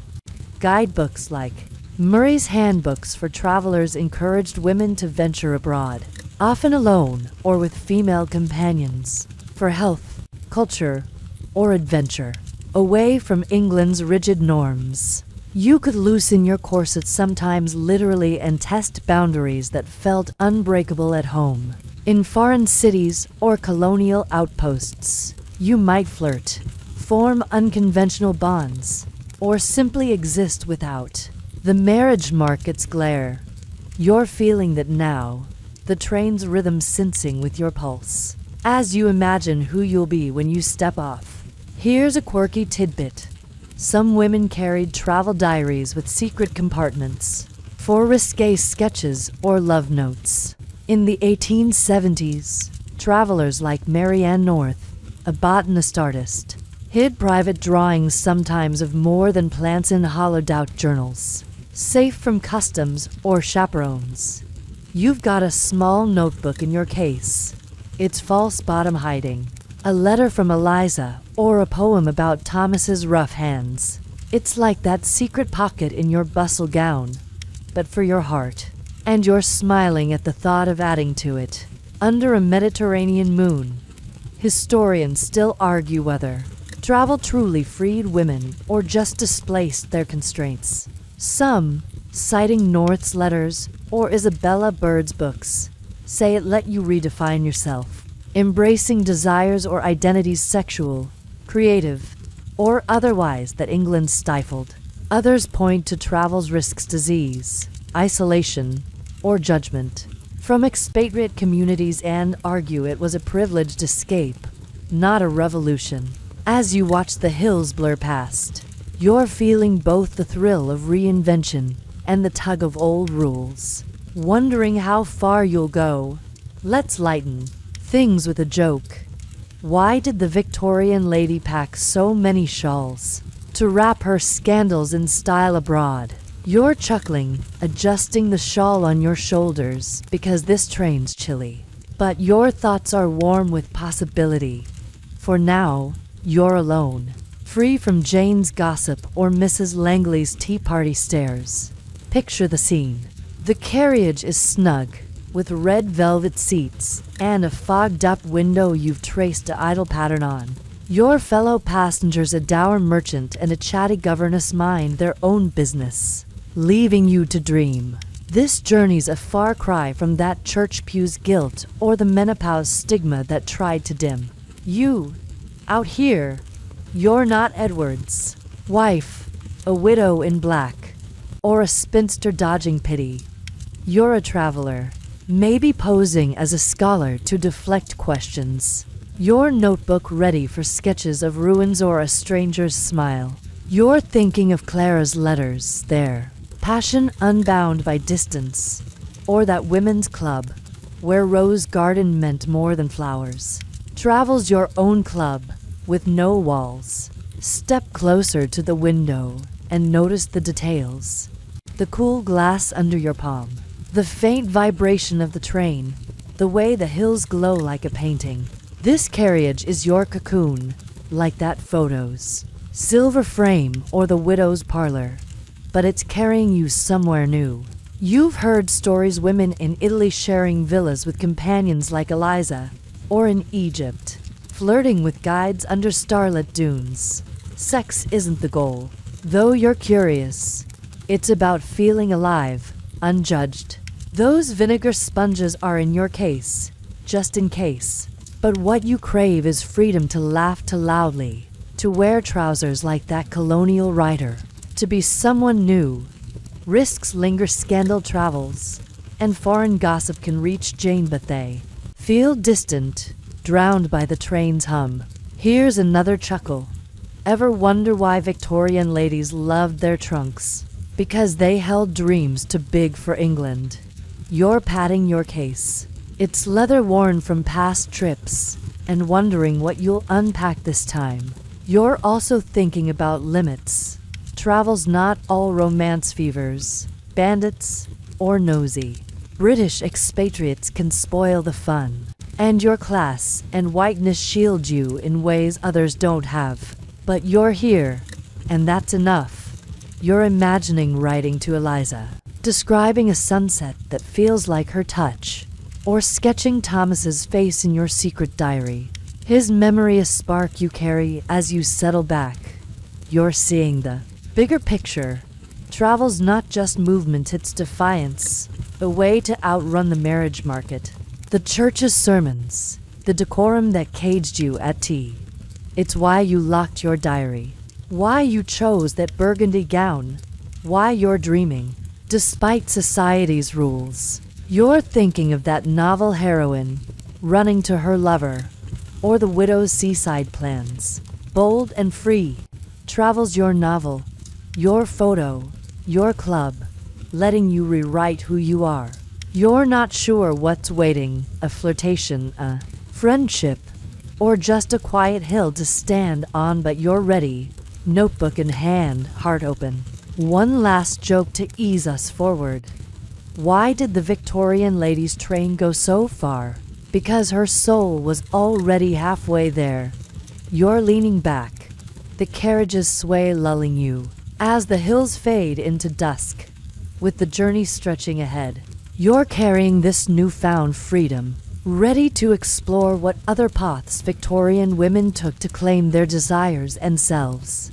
You're seated at a cluttered desk in a London library, the air thick with the scent of aged leather and ink, as gaslights hum softly overhead. You're a Victorian lady, maybe 47, your shawl draped over a chair as you pore over a heavy tome on biology. its pages filled with diagrams of cells and theories of evolution. The room's quiet, save for the scratch of your pen and the occasional cough from a scholar across the way. You're diving into the world of scientific debates, where new ideas about bodies, sex, and desire are shaking the foundations of Victorian beliefs. This isn't just academic, it's personal, challenging the rules that have shaped your life. From Edward's bedroom to Eliza's locket, and you're feeling a spark of rebellion in every word you read. The mainstream fact is that the 1860s and 1870s saw a scientific revolution that rattled Victorian views on sexuality. Charles Darwin's On the Origin of Species 1859, and later works like The Descent of Man 1871 introduced ideas of evolution and natural instincts, suggesting desire wasn't just sinful but biological. Scientists like Havelock Ellis began studying sex as a natural phenomenon, not a moral failing. Though their work was controversial and often censored, you're reading a tamer version now, something like Principles of Biology by Herbert Spencer. But it's still radical. It hints that your urges, from Thomas's glance to Clara's letters, might be part of nature, not a flaw to confess in church. Here's a quirky tidbit.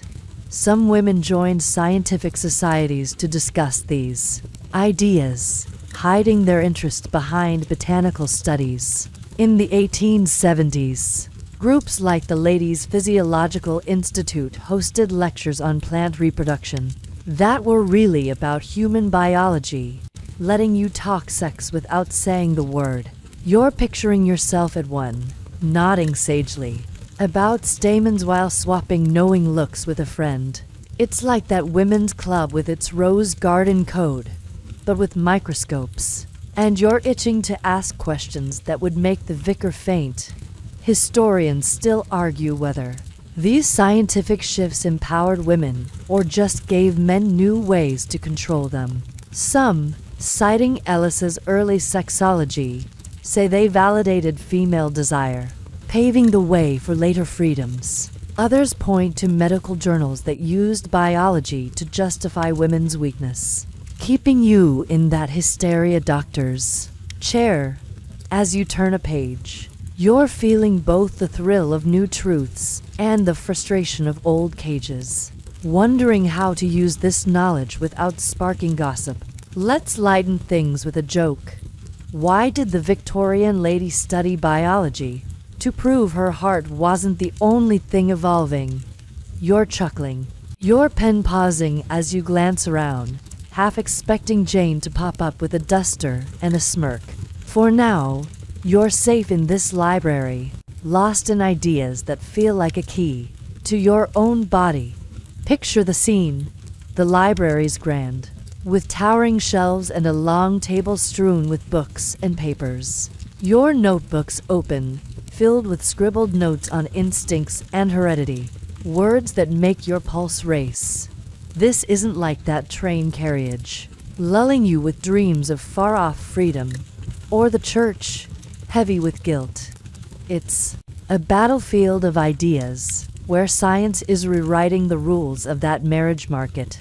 Those medical myths, even the menopause stigma that tried to dim you. You're thinking of Clara's passion, Eliza's touch, Thomas's forbidden smile. Could they be natural, not sinful? The thought's dizzying, like unbuttoning a corset you didn't know you were wearing. Step closer to the bookshelf and notice the details. The creak of the wooden floor, the faint hum of the gaslight, the way the book's leather binding feels cool under your fingers. This library's your sanctuary, like that women's club or the widow's parlor. But it's also a spark. You're reading about sexual selection, how animals choose mates, and it's making you rethink everything. Edward's timetables, the decorum at tea, the shame of that midnight bedroom. Science says desire's universal, but society's still shouting sin. You're wondering about other women here, hunched over their own books. Are they questioning too? Or just Memorizing for a lecture? Here's another chuckle. Ever wonder why Victorian libraries were so quiet? Because the books were whispering scandals. You're smiling, but you're also cautious. These ideas are dangerous. If you shared them at Mrs. Langley's tea, you'd be ostracized faster than if you'd worn trousers. You're remembering the gossip network, Jane's sharp ears, and locking your notebook like your diary. But you're also thinking of resistance women like Mary Somerville, who wrote science books, or those club members decoding stamens. They're your allies, showing you can learn, question, even rewrite the rules without leaving your chair. As you close the tome, you're seeing the bigger picture. Science isn't just facts, it's a weapon, challenging the church's grip, the marriage market's deals, the hysteria cures that shamed you. It's why you wore that burgundy gown, why you traveled, why you're still dreaming despite society's limits. You're wondering if Eliz's read Darwin, or if Clara's artist knows these theories. This library's your bridge, connecting your private sparks to a wider fire. You're not a scientist, but you're claiming this knowledge, ready to carry it into your life, however quietly. One last joke to ease us forward.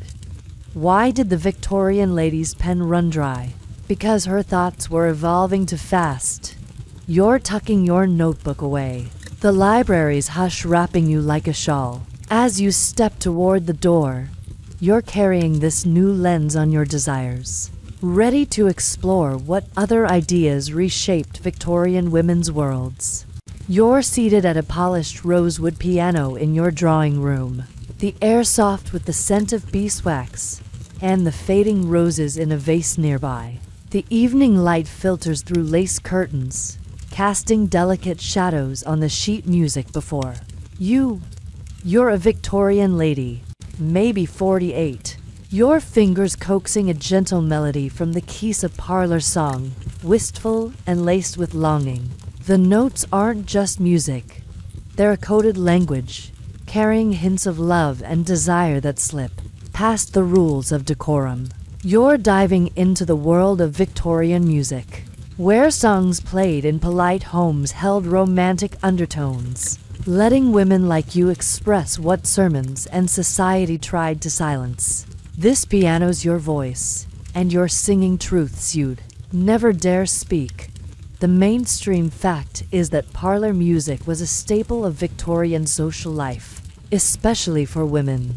By the 1860s, sheet music for songs like Come Into the Garden, Maud, or The Last Rose of Summer flooded middle-class homes, as noted in the Musical Times. You were expected to perform these at gatherings, showcasing your accomplishments to charm suitors or entertain guests. But beneath the pretty melodies, many songs hid suggestive lyrics, invitations to secret meetings, laments for lost loves, or veiled pleas for passion. You're playing one now. It's words about moonlit vows hitting closer to home than anyone at Mrs. Langley's tea would guess. Here's a quirky tidbit. Some women slipped handwritten alternate lyrics into their songbooks, turning innocent tunes into private confessions. In the 1870s, a few, like poet Emily Pfeiffer, were rumored to scribble lines about forbidden loves, maybe a woman or a lower-class man, sung only for trusted friends. You're imagining adding your own verse, something about Eliza's locket or Thomas's oak tree glance, tucked inside the cover of Maud. It's like those secret diary compartments we found on the train, but set to music. And you're half tempted to try it, your fingers pausing on the keys. Historians still argue whether these songs were subversive or just safe outlets for emotion. Some, citing musicologist Derek Scott's work, say they let women voice desires sexual, romantic, or defiant in a socially acceptable way. Others argue they reinforced your role as a decorative performer, keeping your true feelings caged. As you play, you're feeling both the freedom of this melody and the limits of the room. wondering if your notes can carry you further than your voice ever could. Let's lighten things with a joke. Why did the Victorian lady's piano play so softly? Because it knew her heart's loudest secrets. You're chuckling, the sound blending with the chords, because this room feels safe, even if Jane's dusting nearby.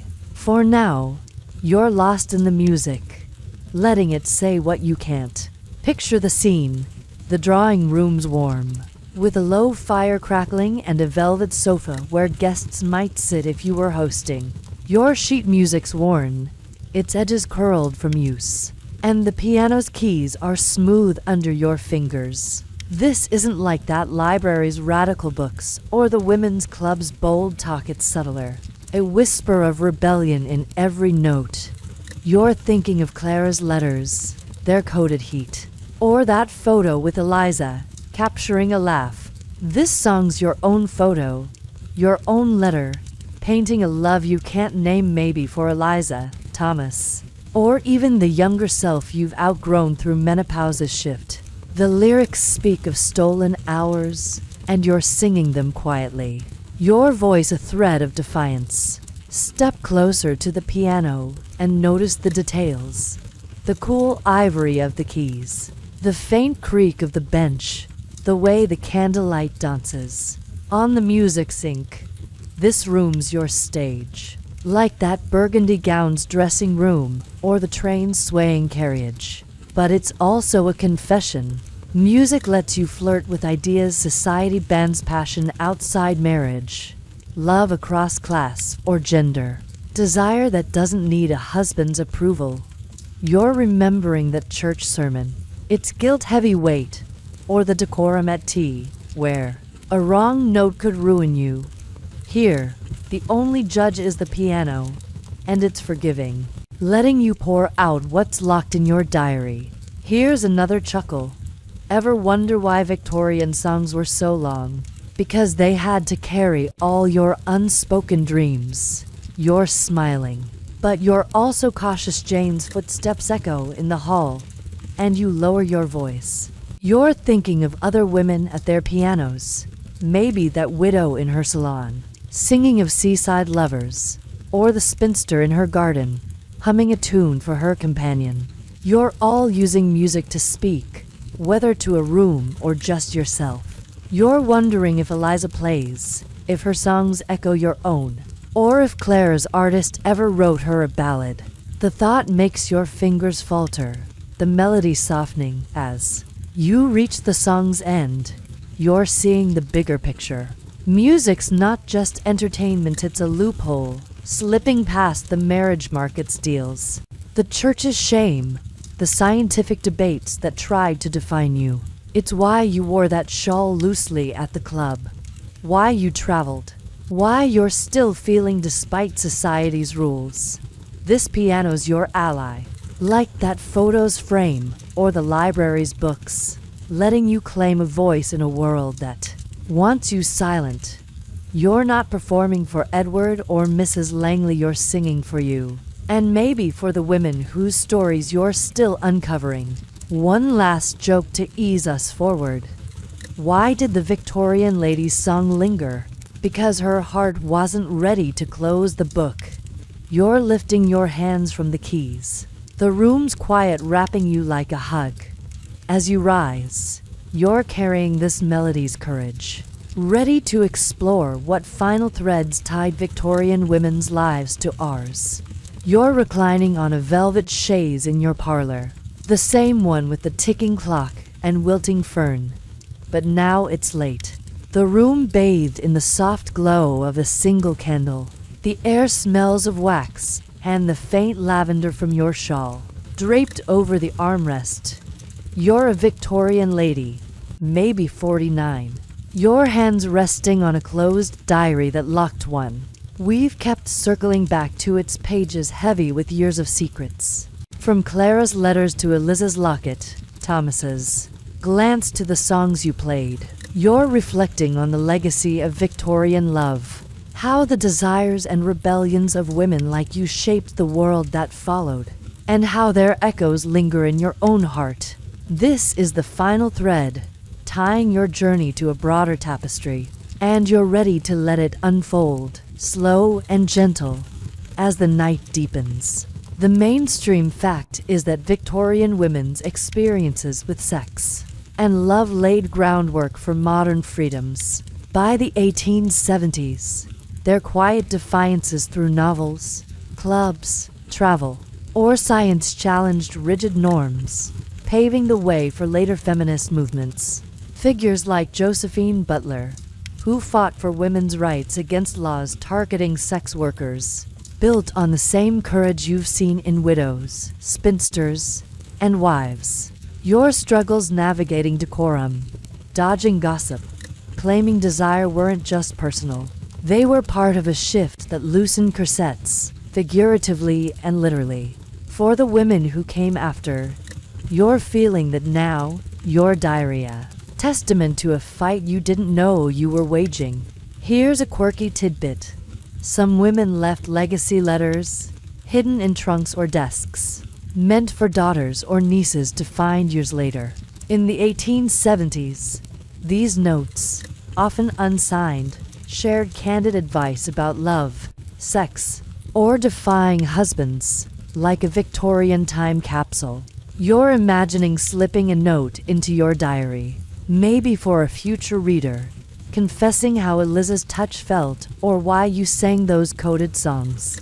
It's like that secret photo with her, but for someone you'll never meet. And you're smiling at the thought of your words outliving you. Historians still argue whether Victorian women's rebellions were revolutionary or just ripples. Some, citing Butler's campaigns or the suffrage push, say they sparked lasting change, freeing love from duty's chains.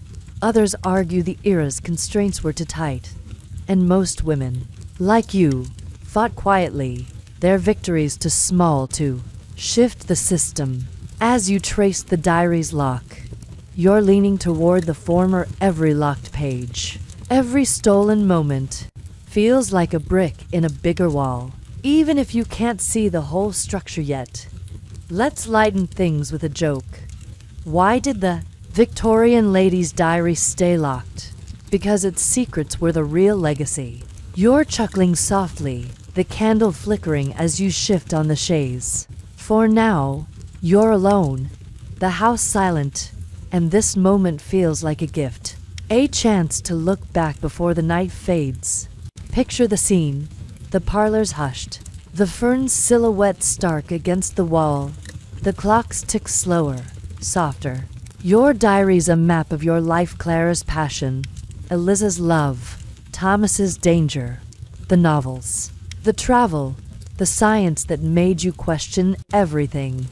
You're thinking of that church, its heavy guilt, or the tea party's decorum, how they tried to cage you. But you've also seen freedom, that widow's salon, the women's club, the train's open horizon. Love, for you, wasn't just sex or marriage. It was defiance, a way to claim yourself. You're wondering about other women spinsters, courtesans, travelers whose stories wove this legacy.